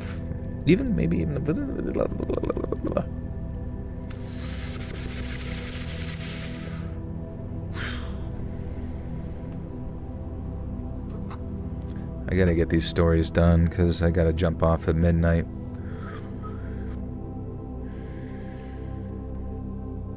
Because I think that's what fucked up my sleep schedule before, was starting my stream late and then staying up late and then, you know what I mean? It just keeps going. You tell yourself you can sleep in a little bit more and blah, blah, blah. Yeah, I don't know if I should mag now or mag later. I'll give it some time. Today I found out that the band The Bare Naked Ladies sadly contained no ladies, let alone bare naked ones. I know. It's just one big lie we live in. Does anyone know what, like, the esoteric symbol of the square is? Like, you're supposed to create a square with your hand. It's some type of symbol. Anybody familiar?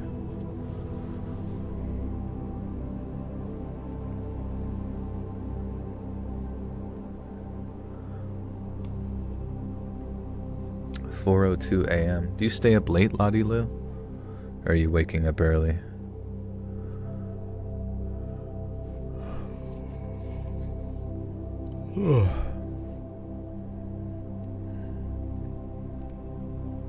Like voguing?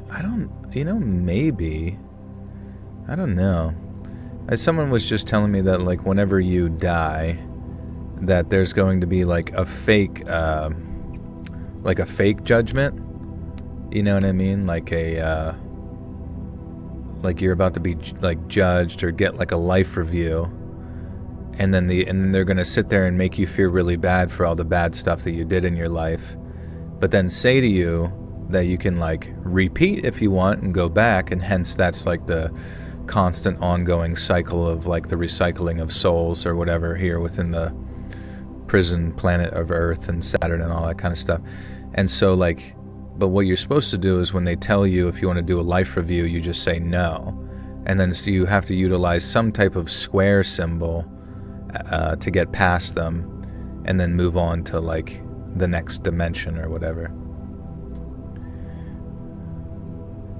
You don't edit your videos after stream anymore? Not directly after stream, just the next day. Oh, you're awake early for work. That's yeah, definitely very early. Am I hack maxing the use afterlife? I guess so. I mean, if they're gonna sit there and bullshit us, keep us stuck in like a nonstop loosh farm with the reptilians, you know, or whatever, you might as well figure out how to get free. I asked my friend's kid to ask her teacher how to measure the volume of a circle. This is a fun question. the volume of a circle. I guess technically you can't, because a circle is like a two-dimensional space and volume is implied to be three-dimensional, right? I guess if it was a sphere, you would have an equation for a sphere.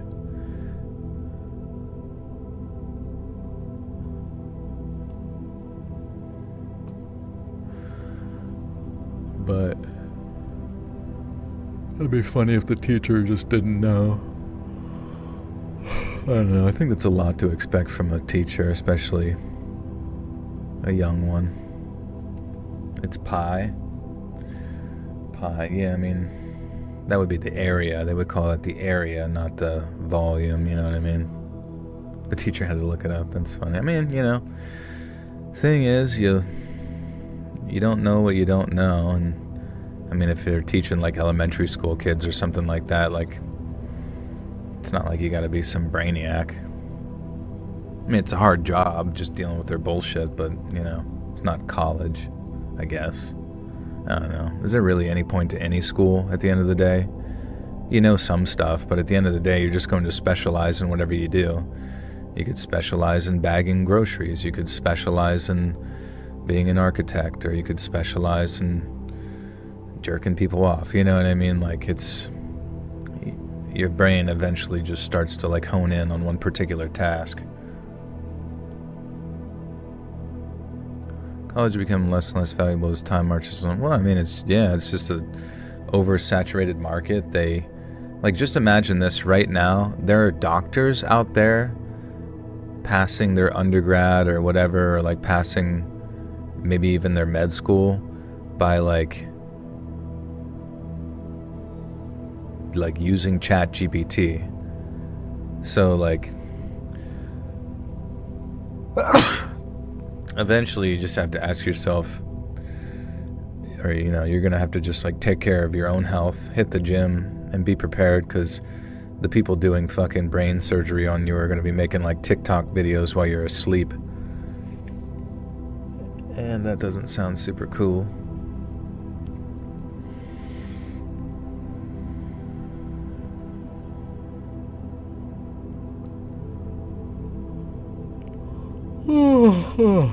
Thank you for the blessings.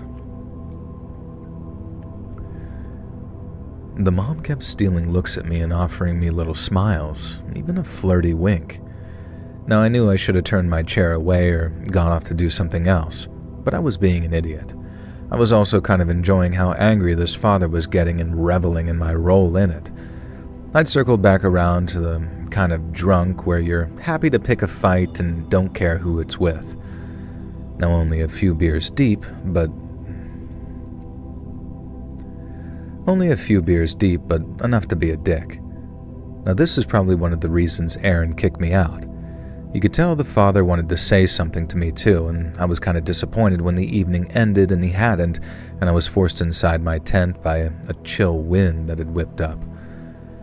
Now I went inside my tent to read by flashlight and had to listen to the screaming awful children and the screaming awful father for what felt like forever. Now eventually I realized that I'd drift off to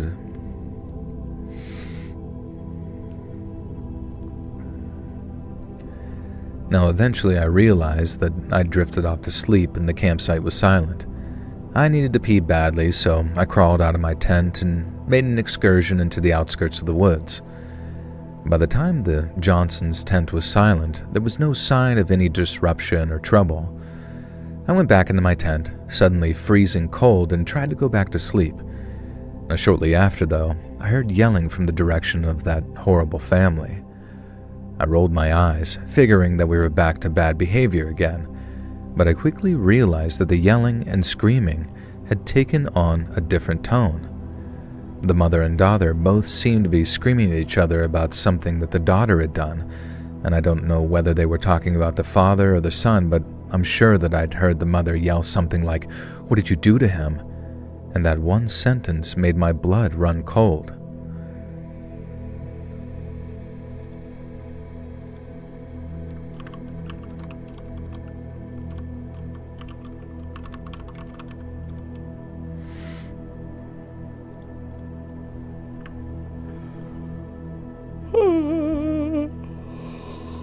would I do in this situation? Which one? Staring at that lady's boobs? She obviously didn't breastfeed. Which leads me to ask you this. Do you think doctors cheat on tests? I'm talking about finals and they're 1 to 2 years to finish med school. Honestly, I have no idea. I don't know if it would even be possible to cheat. I'm sure they could figure out a way. When I look back on like nursing school, when I went from like 2008 to 2012, I don't remember a single time where I would have been able to like cheat. The only time I was able to cheat, I think, was what the fuck was it? I took like an online class related to, it was like crime scene investigation class or something, fucking forensics is what it was. And I remember on the forensics test, you could just like open up your, you could just open up the, what was it, the PowerPoints, and then do Control F, find the shit that the current test question was asking, and then find the exact answer. So, but I mean, if a doctor is cheating, I mean, they really need to check on whether or not they want to be a doctor, because, well, at the end of the day, you're probably learning most of your shit in school, probably from, doing your, what's after you graduate, what's that called again? Where you shadow for like fucking 8 years doing the same thing. Your clinical, not clinicals, but you know what I'm saying. Even if you cheated, wouldn't you have to do your internship? Yeah, right. I mean, that's where you learn. Yeah, your residency. Yeah, that's like where you probably would learn most of your shit anyways, because that's where you're probably going to be specializing. And I'm sure they could learn very quickly whether or not you're a fucking idiot or not. Unless there was like some quota that they had to meet for like hiring people or passing people or some shit.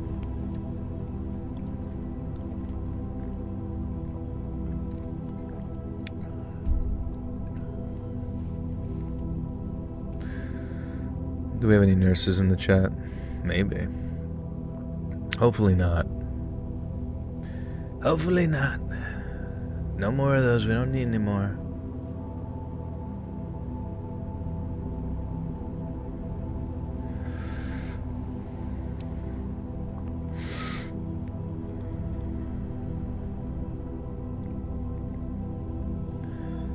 That one sentence made my blood run cold.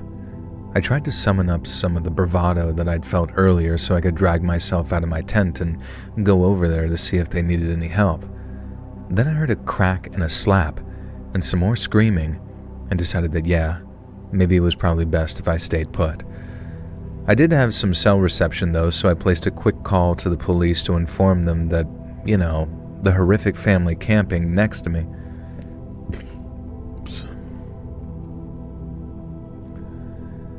I did have some cell reception though, so I placed a quick call to the cops to inform them that, that terrible family camping next to me might literally be killing each other right now. Now helpfully, this dispatch put me through to an officer who informed me that the campsite was outside the local police jurisdiction, so I could call the park ranger for any non-emergency issues. I tried to explain that I was pretty sure that they might be hurting each other, but I guess something about my slurred words or delivery caused them to doubt me. Now meanwhile, I tried to reconnect to the painfully slow 4G to Google the number for the park ranger. And on the next tent over, the Johnsons seemed to be shrieking at each other again, and one of the male voices had joined in that fray. I couldn't tell if it was the son or the father with how high-pitched and shrill the father could get. I don't know for sure, but taking into account the things that they were screaming at each other about, I'm almost certain that one of the kids had either killed the father or killed the other sibling.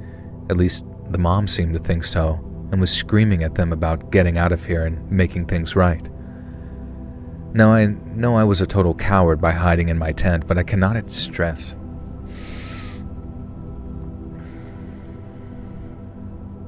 Nurses make the world go round. I want to be a nurse in the army now. The idea makes me cringe. I don't know, man. I saw some of those videos. I mean, I don't know exactly what the deployment is right now where people were going over to Iran and stuff, but goddamn, it looks so sad. Like people like legitimately like crying as they get deployed over there for clearly like a war that nobody fucking wants to fight and nobody wants to be a part of. Can you imagine just being sent over there to die for shit you just I mean, I guess people sign up for it, but fucking God, you don't expect it, you know? Freaked me out about politics. I wish you did comedic stories before we all die. Oh boy. Do you think they're just gonna... I don't know. I get so tired of myself talking about the negativity. What can I do? Like, what can I do? Go to a Mormon temple and get into their basement. There's a year's worth of food under there.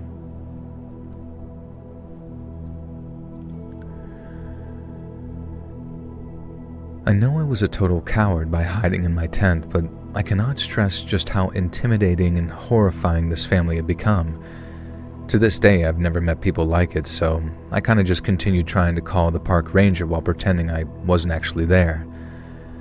Eventually, it became too hard to ignore, though.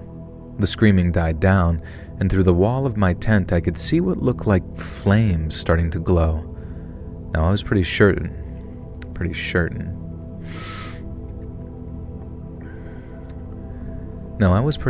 that it wasn't the campfire either. That was it. And enough was enough. Time to insert myself into that situation. And so I dragged myself to the door of my tent and began to unzip it. I was going pretty slow, trying to delay the inevitable, and that's when I glanced up and saw the family's 4x4 light up and start gunning right towards me. And holy God, they were going to run me down and crush me, it seemed, and I would be absolutely obliterated by their vehicle. I managed to tear that tent open and throw myself out of the path of their vehicle just in time, and everything I'd brought camping got churned up under the wheels of this now speeding vehicle, and I watched in horror as the Johnsons, whichever members were alive anyway, went barreling off in their vehicle. I'm still furious at myself that I wasn't able to memorize their license plate, and so I called 911.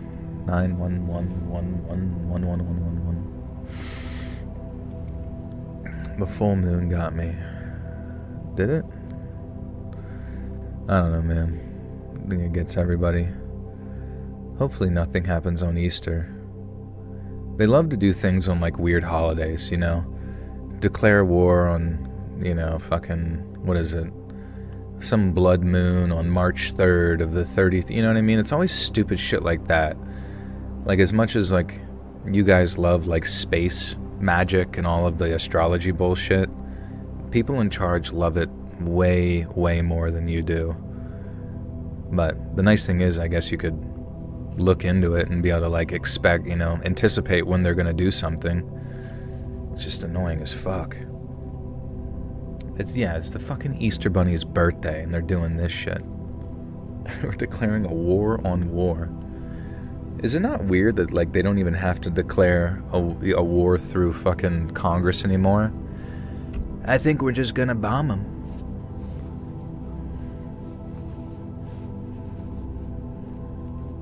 The Easter Bunny rituals. They're in communication with the people of the stars, Joel. Makes sense. Fuck the star people, man. The star people want us dead. The star people want to fucking harvest our blood, make us sick and die early. The star people don't like us, man. The star people just want to keep us in a perpetual state of cataclysm so we never get to make it anywhere because they're either afraid of us or they just hate us. They're either like interdimensional demons or they're just like another race that's like, we can't afford to allow these people to proliferate beyond their own planet. Everything they do follows Gematria. Yeah, so what are you seeing? Anything coming up Gematria related?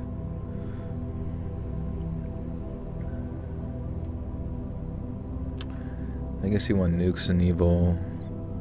I'm out. You should be ashamed for not supporting her troops. Man, fuck you, dude. You want to know why? I do support them. I support the troops so much that I would rather them not die. You know? That's how much I support the troops. The fuck are you talking about? Because I don't support a war? You see what they do to the fucking troops? They use you like fucking cannon fodder. They send you over to fucking die for wars that you have nothing to do with, man.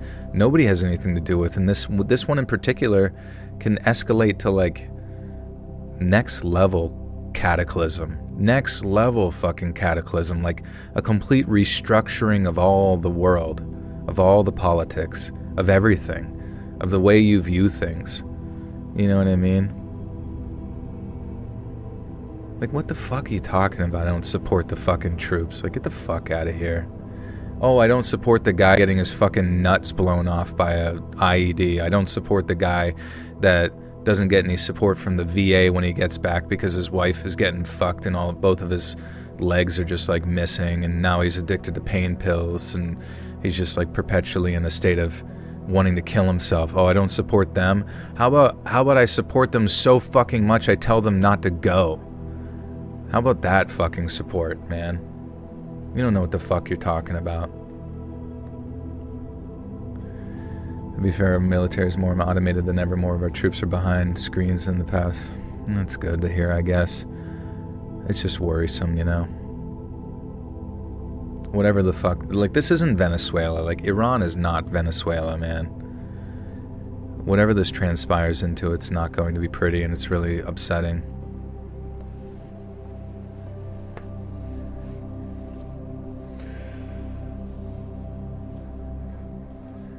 And that's the weird thing too. Yeah, I mean, like, how can you can support our troops' lives, but the women in the Middle East deserve to be free?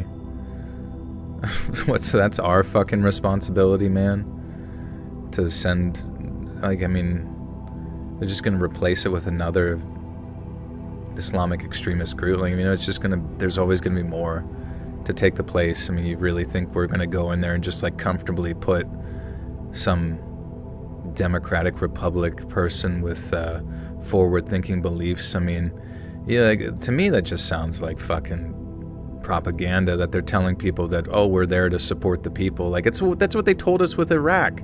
That's what they told us with Afghanistan, of which had nothing to do with 9/11 anyways, other than some like nonsense. I mean, we've been through this a million fucking times before. Weapons of mass destruction. Oh, nukes. They're a day away from getting nukes. They've been saying this shit for fucking ever, man. Like, get the fuck out of here, guys. Like, does nobody have any pattern recognition skills whatsoever? Like, how do you just like gobble up everything the fucking media tells you every single day? Like, it all feels good to sit there and say that, but wait till you see the reality of it, man. It's not fucking pretty. And they do not give a fuck about you. And it's literally the most idiotic war as well. It just like came out of nowhere. They're just like, fuck it. We're sending some aircraft carriers. We're sending people to die. We're going to bomb the shit out of them. Like, I mean, it felt like strategically motivated initially. You're like, oh, they hit some pretty interesting targets. But then it's like, it just keeps going and it keeps going and it keeps going. And it's almost like they desire for it to escalate. Turn down any sort of peace talks whatsoever. Just not happening. I know. I mean, what the fuck? Like, why? Like, it's very clearly like one of the most unpopular wars. Like, even if there was like some false flag in America where the power gets shut off, or there's some nuke in Seattle, God forbid. But like, it's like, I don't even think people would support the war then. Like, and I think they realize that, and that's why they're like, we just got to do it, man. Spiking his cortisol. Who knows? Maybe I've compartmentalized so much like fear of the end of the world in my body that I just wake up in the middle of the night sweating and don't even know why I'm doing it, because it's just subconscious at this point. This war is hitting my pocket. Anything that costs me more is insane prices. Oh, exactly. Like, how is that beneficial as well? Iran is a distraction. What do you mean, man? I mean, it seems like it's a pretty real thing. I mean, I get it. They're not talking about the Epstein stuff anymore, but they moved on. Like, if anything you got from the Epstein stuff was just like a limited hangout. Like, it's just controlled information that's being handed to you. They've already moved on to the next thing, right? Nobody ever talked about the connections that Epstein had to, like, AI takeover, Peter Thiel, all that type of shit. Like, all the stuff you're hearing right now is just like old hat, right? It's like hearing about declassified shit from the CIA in the 1950s. Like, sure, it fills your head with a bunch of fanciful thought, but you never know what's occurring in real time.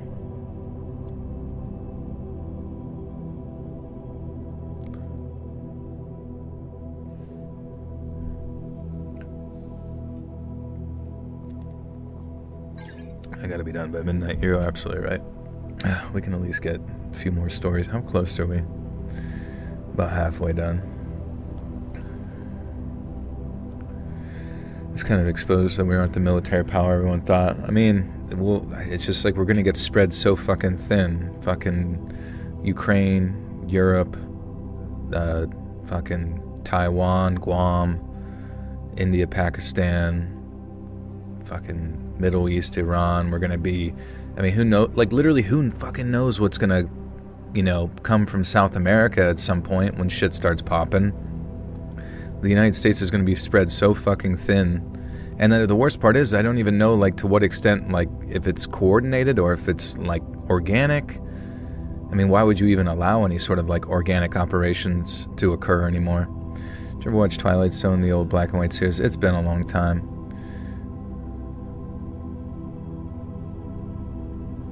Africa, Germany?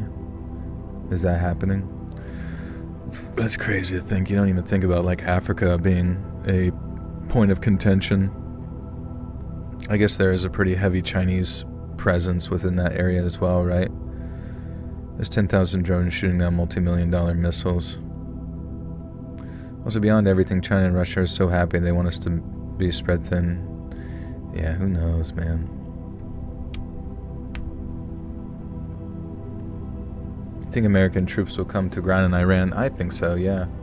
I mean, from what I've seen in the conspiratorial world, it sounds like there's going to be like a ground invasion. It's going to be a massacre, and then they do another ground invasion, and then, I don't know, there's some degree of success with the second one or something like that. Maybe, I can't remember if that's like before or after an aircraft carrier gets sunk, and then it just sort of escalates from there, because, like, I mean, it does seem like they've tentatively already, like, mapped out an expectation that as we go into this conflict deeper with, like, ground troops, that then in 2027, China is going to invade Taiwan and Guam, and we're going to have to deal with that as well. And then the potentiality of, like, Russia expanding through to, Poland, and then Europe getting involved, and then it's just going to, like, you know what I mean? It's just like a series of stepwise processes that are going to escalate very, very quickly. What do I drive? Just a shitty fucking car. Point A to point B type shit. No more petrodollar, we're in trouble. Yeah, I don't know. I guess we could just get shifted to work. This is how you shift things. Like, because I mean, the infrastructure is already there. I'm sorry to talk about negative stuff, but the infrastructure has already been there. It's like from day one when Trump got in the second term, it's like they're already, like, setting up $500 billion of infrastructure related to, like, all the AI data centers, all that data gathering, utilizing Palantir within the United States, which, like, Palantir was used in the Middle East to literally just, like, send autonomous drones to, like, kill targets. How many times have they gotten wrong targets? And, like, and if you think to yourself, if the United States falls into a state of just, pandemonium, you don't need a constitution anymore. You can just, like, due to a state of national emergency, we are abridging the Constitution or getting rid of it, and then eventually it's just like you're existing within a divided nation that might be split up into, like, 4 sectors, right? Like the Northeast, the South, the West, and it's like everybody operates on some sort of different economic paradigm, and or because of the energy crisis that's continuing or escalating from that, you can only travel within certain areas outside of your 15-minute cities, and all, you know what I mean? It's like it's all there. All we need now is chaos. And the chaos seems like we're, like, right on the precipice of it to change things, to fit that coming structure that's in. Joel can write a book. I mean, I don't know.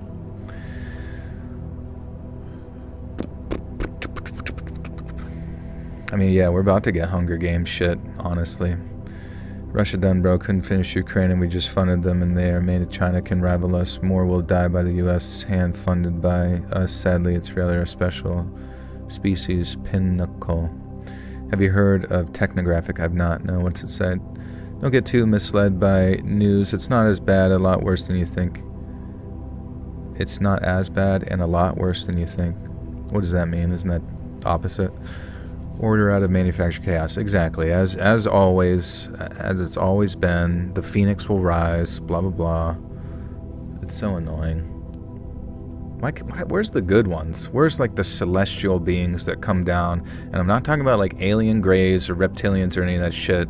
I'm just talking about like some good, genuine, outside of space and time to like enter into our timeline and just be like, all right, enough of this shit. We're beyond you. We're rewriting things. And then we don't even have to go through the War of Armageddon. We can just have like a fucking perfect existence. Oh wait, that's retarded, but whatever. You get the idea. It seems fun.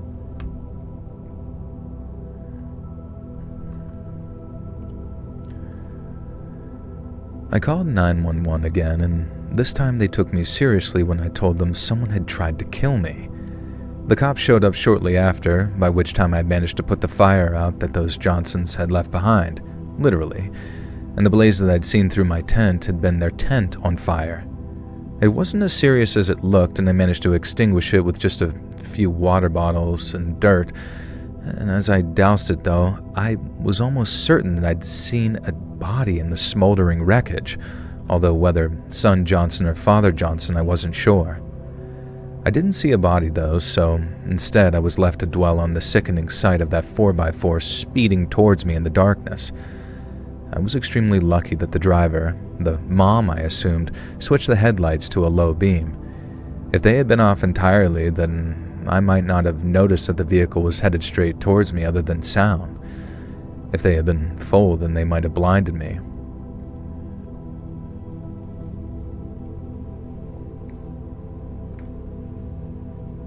Blah, blah, blah. Wishing for celestial beings to save the world instead of wishing humans could find humanity again is wild work. I mean, it's the same thing, man.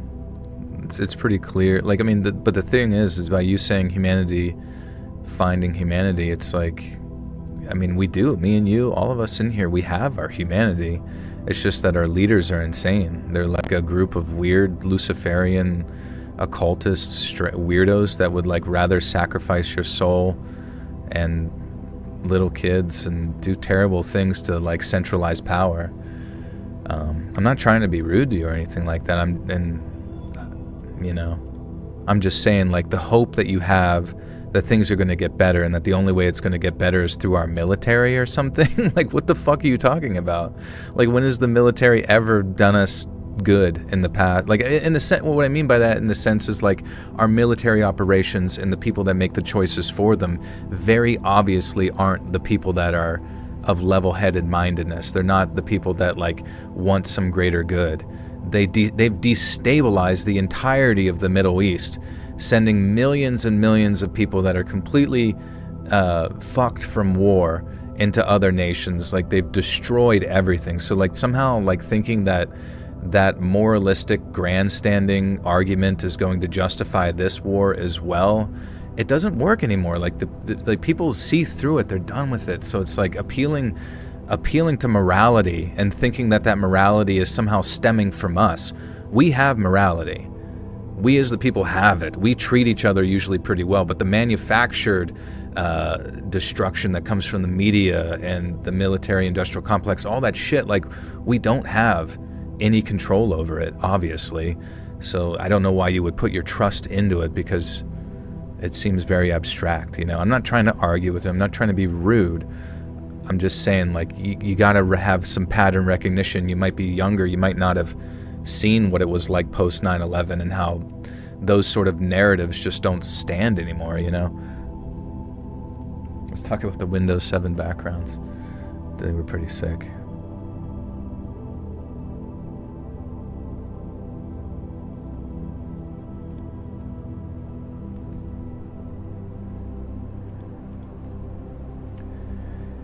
If they'd been full, then they might have blinded me. I run all the different variations over in my head whenever I think about it. It's the closest I ever come to dying by far. I'm not ashamed to admit that even 5 years later, I'm still in therapy over this, and it's the sight of that car charging towards me that I always end up coming back to.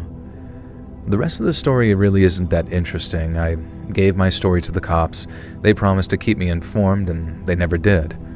I have no idea if any member of that family died that night, and I do know that they would have happily killed me if I hadn't dodged out of the way at the final second, though. I don't know if they were aiming for me or simply forgot that I was there. I just hope it was the latter, but I think it was the former. Either way, screw you to the Johnsons. I hope that your horrible family was caught for whatever crimes you committed and you never had a chance to hurt anyone. I hope those kids managed to get the care that they needed, and the one silver lining was that my encounter with those Johnsons made me feel grateful that I was single, and I kind of stopped dwelling on Aaron very quickly after something like that. I'm still single to this day, and if married life is anything like it was for the Johnsons, then I'm happy to stay away.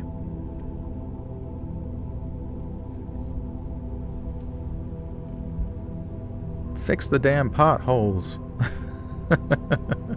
I know, honestly, at the end of the day, I swear people will go out and fill potholes on the highway themselves and probably get fucking arrested by the police.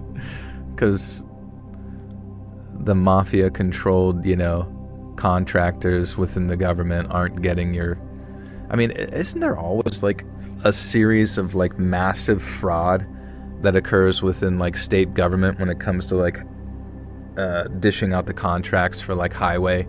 I'm gonna look this up real quick, because I swear to God there is. Fraud related to highway construction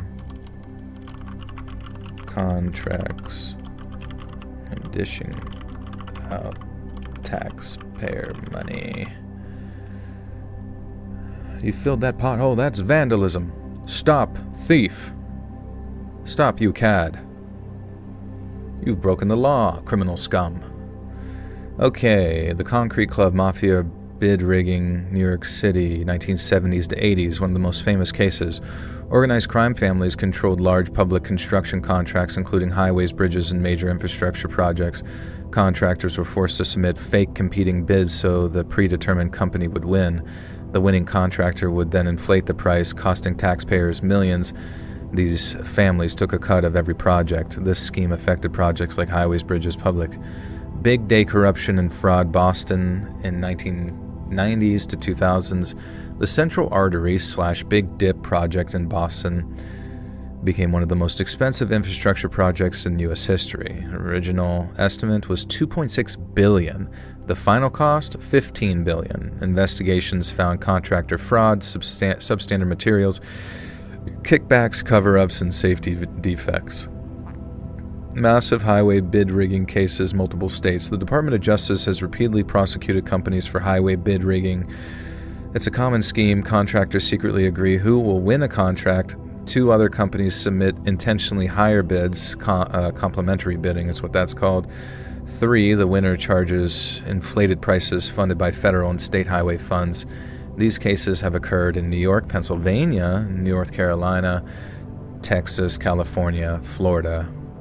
See, that's what I'm saying. Like, people have so much faith in the fucking government, but, like, Jesus Christ, like, the fraud is everywhere.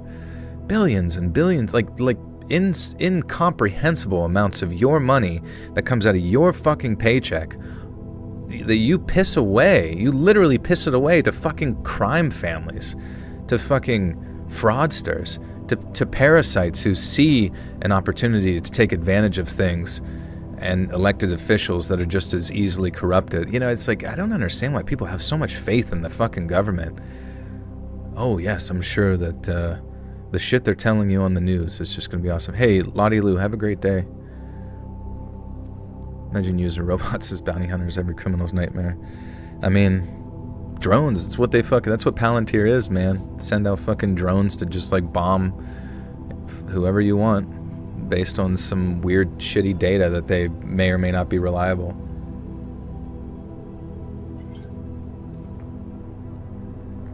Can't even run the DMV. I mean, I know, every fucking government worker, lazy as shit, dumb as shit, can't do shit, doesn't give a fuck, just waiting to collect their pension.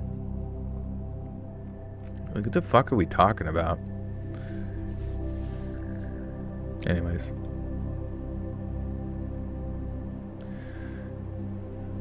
Hey Lucy, what's up, dude? A couple friends of mine listen to your podcast regularly. Wait, is that where I was? The Johnsons. When there's no competition, there's no reason to work hard. Exactly. That's why, like, it's like in just the most generic form of supply and demand of, basic economics. It's like nobody can comprehend that. In their head, they like view taxpayer dollars going to something as being like free. And it's like, no, it's not fucking free. It comes out of your money. You miss out on where you could, people could spend that money. And all you get is a way more inferior product. And it's way less efficient. It's slower. It doesn't care about you. It's going to see the same number of people a day. There's no incentive systems. It's just all bullshit.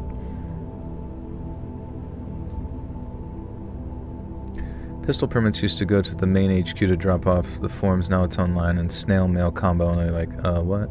Interesting. Dude, also like banks. Do you ever go to a fucking bank? Banks are open from like noon to like noon 15. They're open for 15 minutes a fucking day. And then they get pissed why like some 86-year-old isn't like doing their banking on the internet. It's like that motherfucker keeps 15 cents, an old $2 bill from 1950, and like his wife's ashes in a sock. You know what I mean? And he wants to put that sock in your fucking bank and check on it from time to time. And it's just like, I don't know. They're just lazy as all hell. You own your own bank? That's pretty sick. Next time my bank does Thursday, Friday, open till 5 p.m. noon on Saturday. It's incredible, dude. I think mine's like, I'm fairly certain mine's closed on the fucking weekends. They're so lazy. All right. One more story, and then we'll go to bed. And I'll record the rest tomorrow. Why would they wear ashes around their neck? I don't know. Just joking.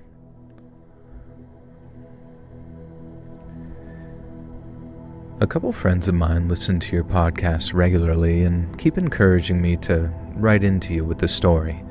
Now hopefully you find it as creepy as I did, because even though it happened over 15 years ago, it feels like yesterday whenever I remember it. To this day, I still don't know if I should have done something more than I did, and whenever I tell the story, nobody can give me a decisive answer of what they think I should have done either. So maybe you or your listeners can shed some insight or open my eyes to a new perspective. It drives me mad thinking about what else I could have done to help this guy in question in the story. Maybe because it ended with me being so helpless and useless to him. That's a weird sentence.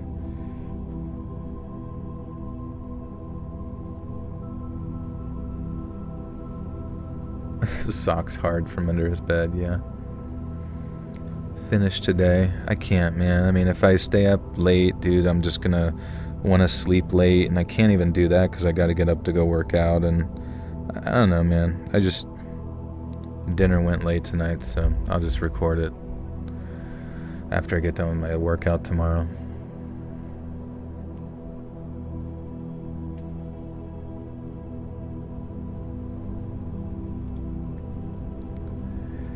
It drives me mad thinking about what else I could have done to help the guy in question in the story.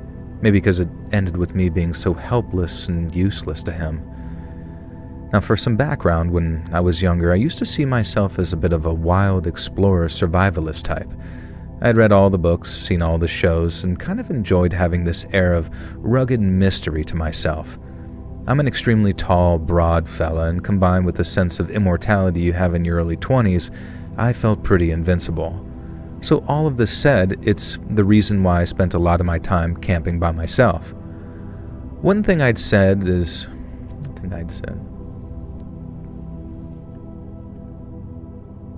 I feel so bad. Like, every time I argue with, like, someone in the chat, I always feel really bad about it. But, I mean, like, what do they, like... Does someone actually think that somehow, like, anytime the United States intervenes, like, militaristically, that things just, like, kick ass? Like, what? Like when? Like maybe World War II? Like what the fuck are we talking about? I don't know, man.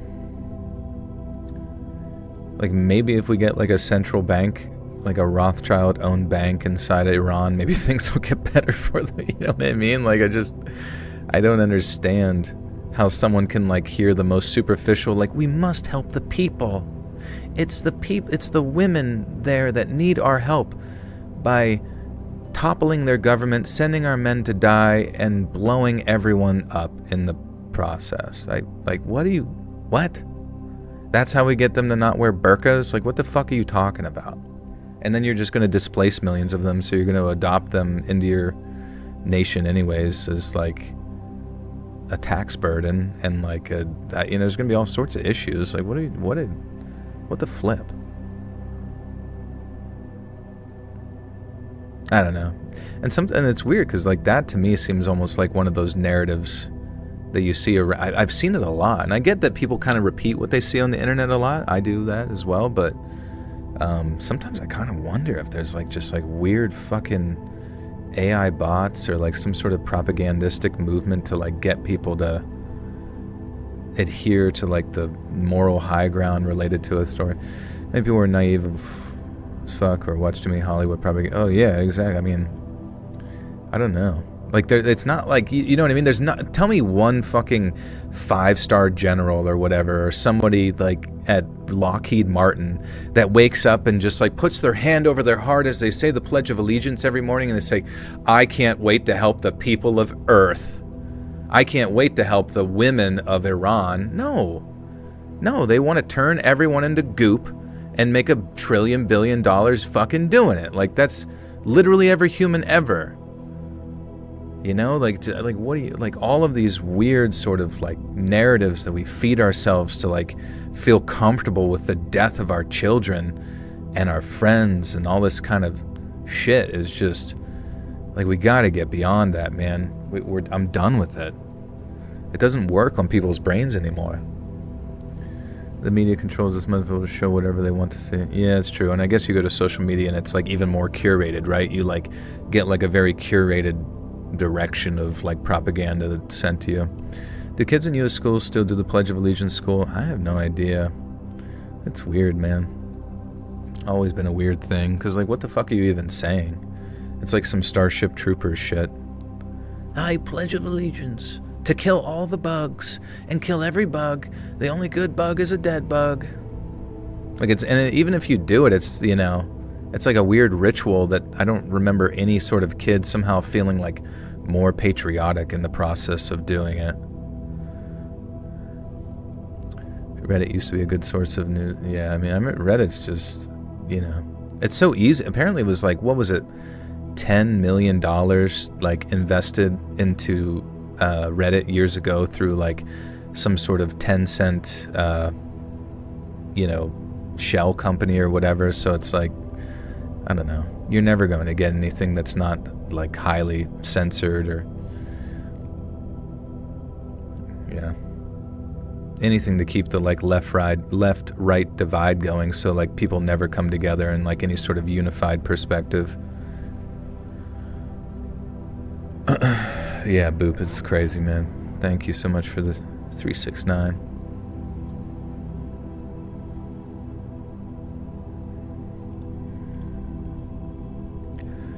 One thing I'd say is that camping by yourself isn't actually the best idea. There's a whole bunch of things that can go wrong, especially if you're deep in the wilderness. If you need help, there's likely going to be nobody around to offer it, and if you come up against any adversity, man or nature, then more often than not, your body's going to be food for the crows, never to be found. Now, I've done my due diligence with warning you about the dangers. I can say that my years camping by myself are freaking awesome. There's nothing like braving it in nature all by yourself, knowing that your own survival relies solely on you and your decisions, and that one wrong step could send you spiraling to your doom, sometimes literally if you stumble off a cliff in the dark. Now, thankfully, I never managed to injure myself in that kind of way, which is a miracle when I look back at how reckless and stupid I could get. At the time, like I said, I enjoyed being a quiet, stoic man of mystery, so I didn't often recount my adventures to friends either. But when I did, they'd always scold me for being so irresponsible and tell me that one day I'd end up dead in a tree. Always in a tree too, according to one friend of mine who very much enjoyed the comforts of life. Not sure why he always assumed that I climbed into trees, but according to him, that's the way I was going to die. Maybe a leopard or something pulled me up there. No, anyways, I always laughed and brushed them off, and I don't think it really struck me how correct they were until I found myself responsible for someone else's life. As much as I'd like to brag and tell you about my death-defying exploits, it's this one final event towards the end of my camping days that really sticks with me. As I've said, I really focused on survival and isolation, and... What's a dumb it's a funny name. I was gonna read it out loud, but I won't. Good to see you, though. I watched True Detective Season 1, and man, it was amazing. Would recommend every... Yeah, I heard that was like the best season for sure. It was like one, definitely... AP News and Reuters are good, I guess. I have no idea, man. I don't read any of it, but probably not. I mean, like, if you really sit there and think, like, if you're a billionaire, or you're an intelligence agency running some sort of, like, front company somewhere, you know what I mean? Like, and it greatly benefits you in infinite amount of ways to centralize information that is received to the public, right? So no matter how positive you might view an individual source of information, especially if it's an organization that, like, is very reliant upon funding and donations and all that kind of stuff, and you have to just assume that they have at some point been co-opted and just probably can follow their money in some way, whether it's through ChatGPT or whatever, and make a determination on whether it's to be trusted or not. You can't always just like take whether or not it gives you like a little good gut feeling in your stomach, because if you operated every day just based on like a gut feeling, I mean, probably wouldn't go very far, right? The foreign press is a good resource. UK news is pretty reliable. I mean, I guess in some ways, maybe if you really wanted to like approach it, you could maybe like read a news story from something, from another nation compared to your home nation, do a compare and contrast on multiple sources. You could even throw them all, like you could probably take hundreds of different news sources from all over the world, throw them into AI and have it summarize and show and like find some sort of middle ground. But at the end of the day, like, you just have to be discerning as much as you possibly can and understand that someone benefits from trying to convince your mind to believe something, even if it's just to get their jollies off,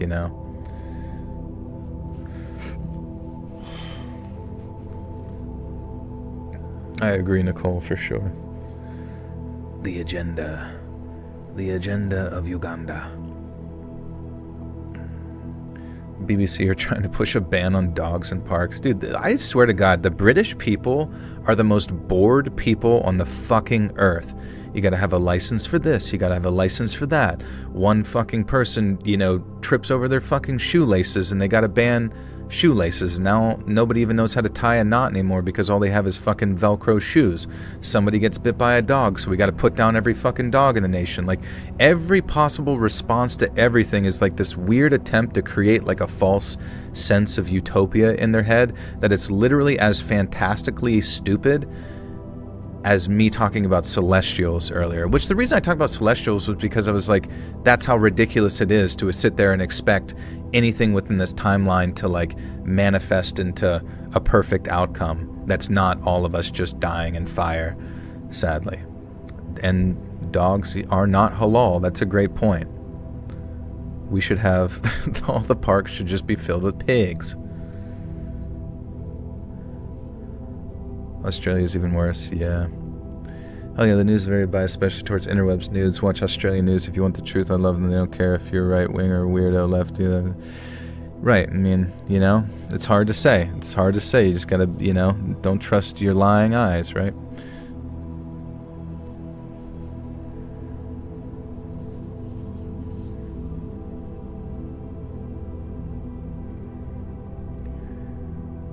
I always laughed and brushed them off, and I don't think it really struck me at how correct they were until I found myself responsible for someone else's life. As much as I'd like to brag and tell you all about my death-defying exploits, it's this one final event towards the end of my camping days that really sticks with me. As I've said, I really focused on survival and isolation, so it was pretty rare for me to meet anyone else when I was out hiking. And so one day, 4 days into a planned 8-day hike, I was hella surprised when, almost out of nowhere, a guy came ambling into the clearing where I was setting up my tent. Immediately, I was on the defensive, being pretty much in the middle of nowhere and not having seen another living soul for days. And then, when I finally took in the guy's appearance, I felt more confused than defensive. Everything about this dude was wrong, at least in the middle of nowhere in the forest, that is.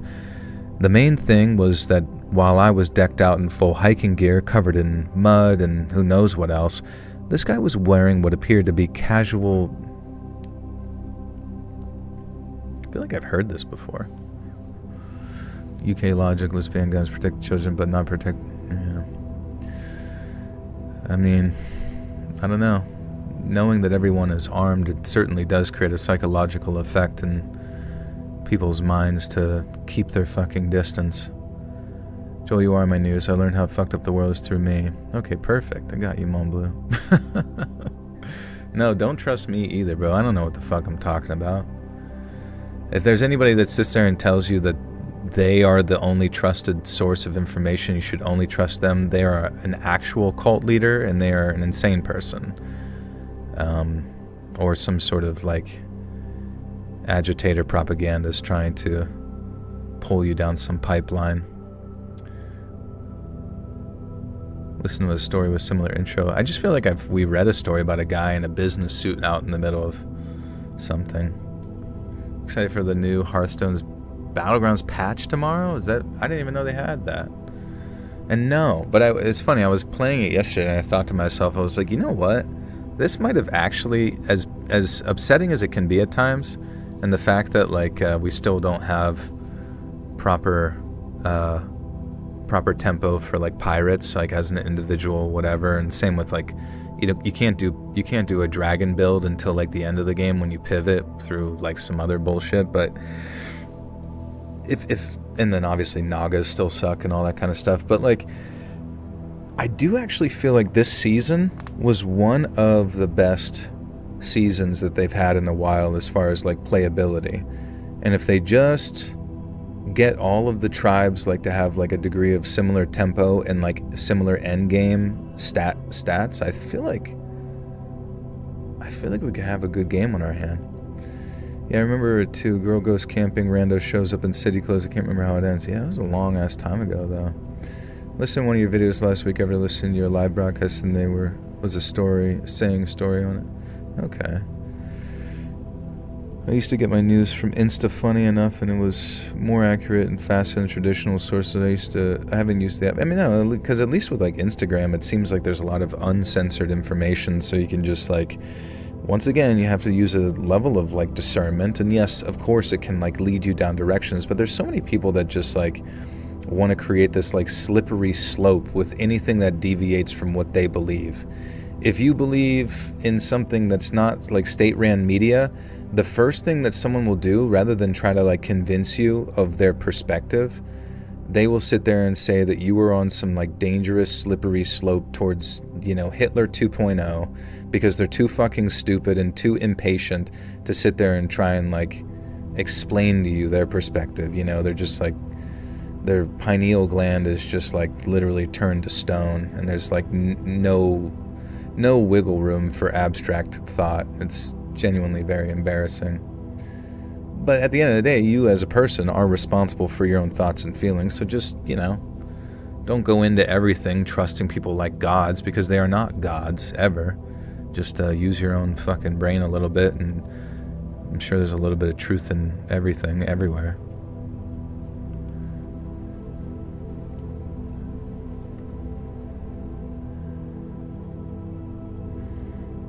Creepy crawly skeletons. Yeah, they apparently like people who dig up fossils and stuff had found like a whole grave, like under graveyards, they found a whole race of skeleton people. You just watch Flight reacts. That's amazing. I haven't seen Flight in forever. I used to like see his clips pop up with his reactions. I don't know what Flight is up to. It seems like he has like react videos and then he's playing like NBA 2K. It's just a funny mix of stuff. The main thing was that while I was decked out in full hiking gear, covered in mud and who knows what else, this guy was wearing what appeared to be a casual business suit. He looked like he'd just come strolling out of the office, at least in terms of what he was wearing.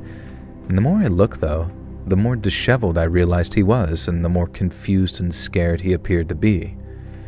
The first thing he said to me was to ask me where we were. I told him very gruffly and still on the defensive, and at first I wasn't sure that he'd heard me, because I have a tendency to sort of mumble and talk quietly. And then I realized his look of puzzlement was because he thought I was lying to him.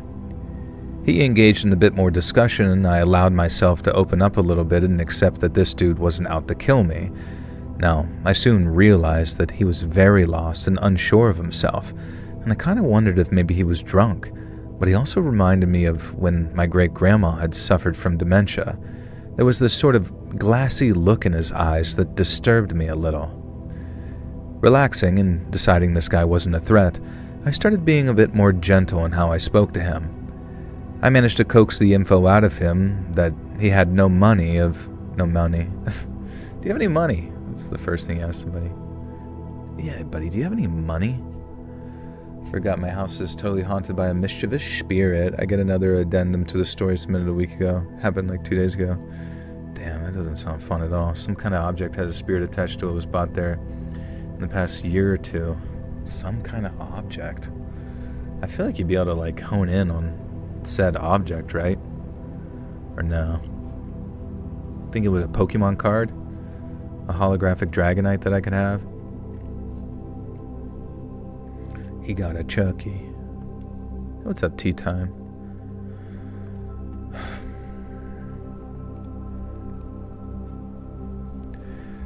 I managed to coax the info out of him that he had no memory of how he'd woken up in the forest in the middle of nowhere, and the last thing he could remember was leaving work about 4 days before. Either this guy had gone on the mother of all drinking binges, or he really was suffering some kind of severe head trauma.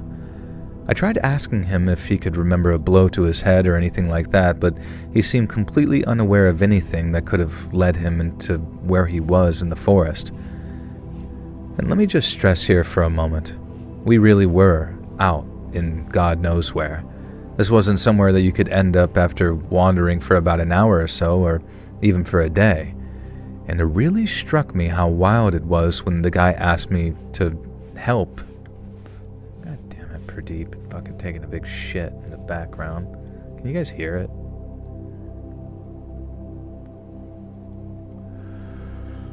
I love how passionately angry you are tonight. You speak for the trees. Yeah, I'm sorry. I try not to be, and I feel like sometimes it hurts the stream, hurts the viewership, but it's so hard to just like see things and not say something. I mean, for years I would just like kind of hold my tongue and do my little stories. You know, but it's, and you know, I don't know. The pattern recognizers will recognize patterns. Old man buys so many antiques. I always joked back in the day that it's statistically improbable that he didn't get a haunted object already. I know, what's up with the objects? How did the ghost even fit in them? I'm in my angry pappy era. Yeah. I am going full unk mode. Full uncle at Thanksgiving. It really struck me how wild it was when the guy asked me for help in getting back to civilization, and we went over my map. Unless my wayfinding had somehow become way off, we were about 3 days from where I'd left my vehicle in one direction, and about the same distance to the nearest town in the other. I figured that town must be where this guy came from, and when I mentioned the name, his face got... Damn, dude. I really hope this doesn't fuck up my sleep. Join you on the FBI watch list. That's the thing, is I don't think you're on an FBI watch list. We're on a Palantir list, guys. When things go to chaos, like they are going to send robots around to kill the undesirables. Everyone in this chat, just by signing in, is now an undesirable, an inscrutable, an unscrupulous. You will be turned to goo that Bill Gates will feed to the masses very, very soon. Reverse now, I don't care enough to correct or educate people anymore. It's easier to fool people than it is to teach them they're being fooled. Mark Twain, that's a good Mark Twain quote. What type of villain would you be, and what ominous name would you be called?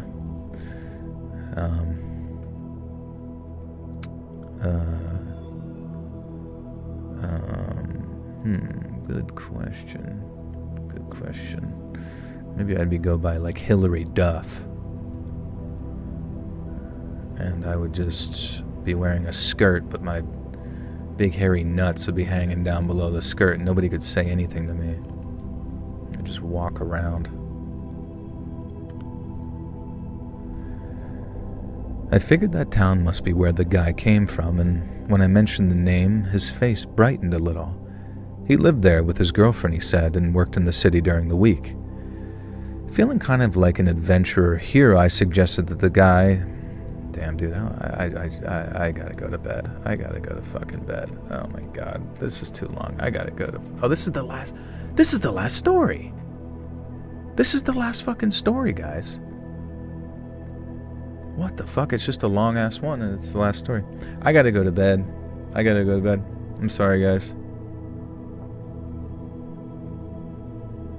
I want to speedrun it, I do, but I just, like, the more I sit here, the more I'm, like, jittering, and I still got to take my schmagschmesium, and then it's gonna... I'm gonna wake up again in fucking cold sweat for literally no reason, thinking about World War VI. The first thing he was asking me was, yeah, so we'll just stop here.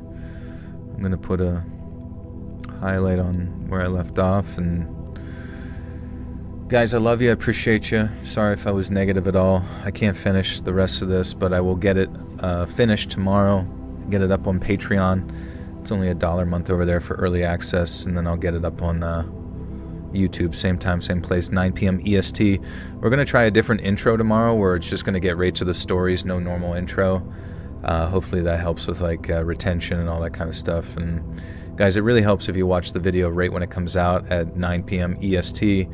If you can, I would really appreciate it. Helps to let the algorithm know you're interested. Straws Outdoors, thank you for the 10. Night, bro. Thank you. Love you guys too. And I hope everyone has a good night, good day, wherever you are. Get some sleep, get some rest. It's the most important thing in the world. Next to candy. Having a big bag of candy next to your bed too. Just kidding. All right. And I'll probably I think I might stream this week. I'm not sure what I'm doing. I know it's a compilation day on Monday, after Easter and stuff, so it might be a busy weekend. I don't know what I'm doing, but I'll let you know if I go live on Instagram at letsread.official over there, or just hit the notification bell over here. Hopefully we'll jump back on and get some bonus content out of the way or something. But, all right. Love you, appreciate you. Stay healthy, stay well. Be ready for the worst, expect the best. See ya.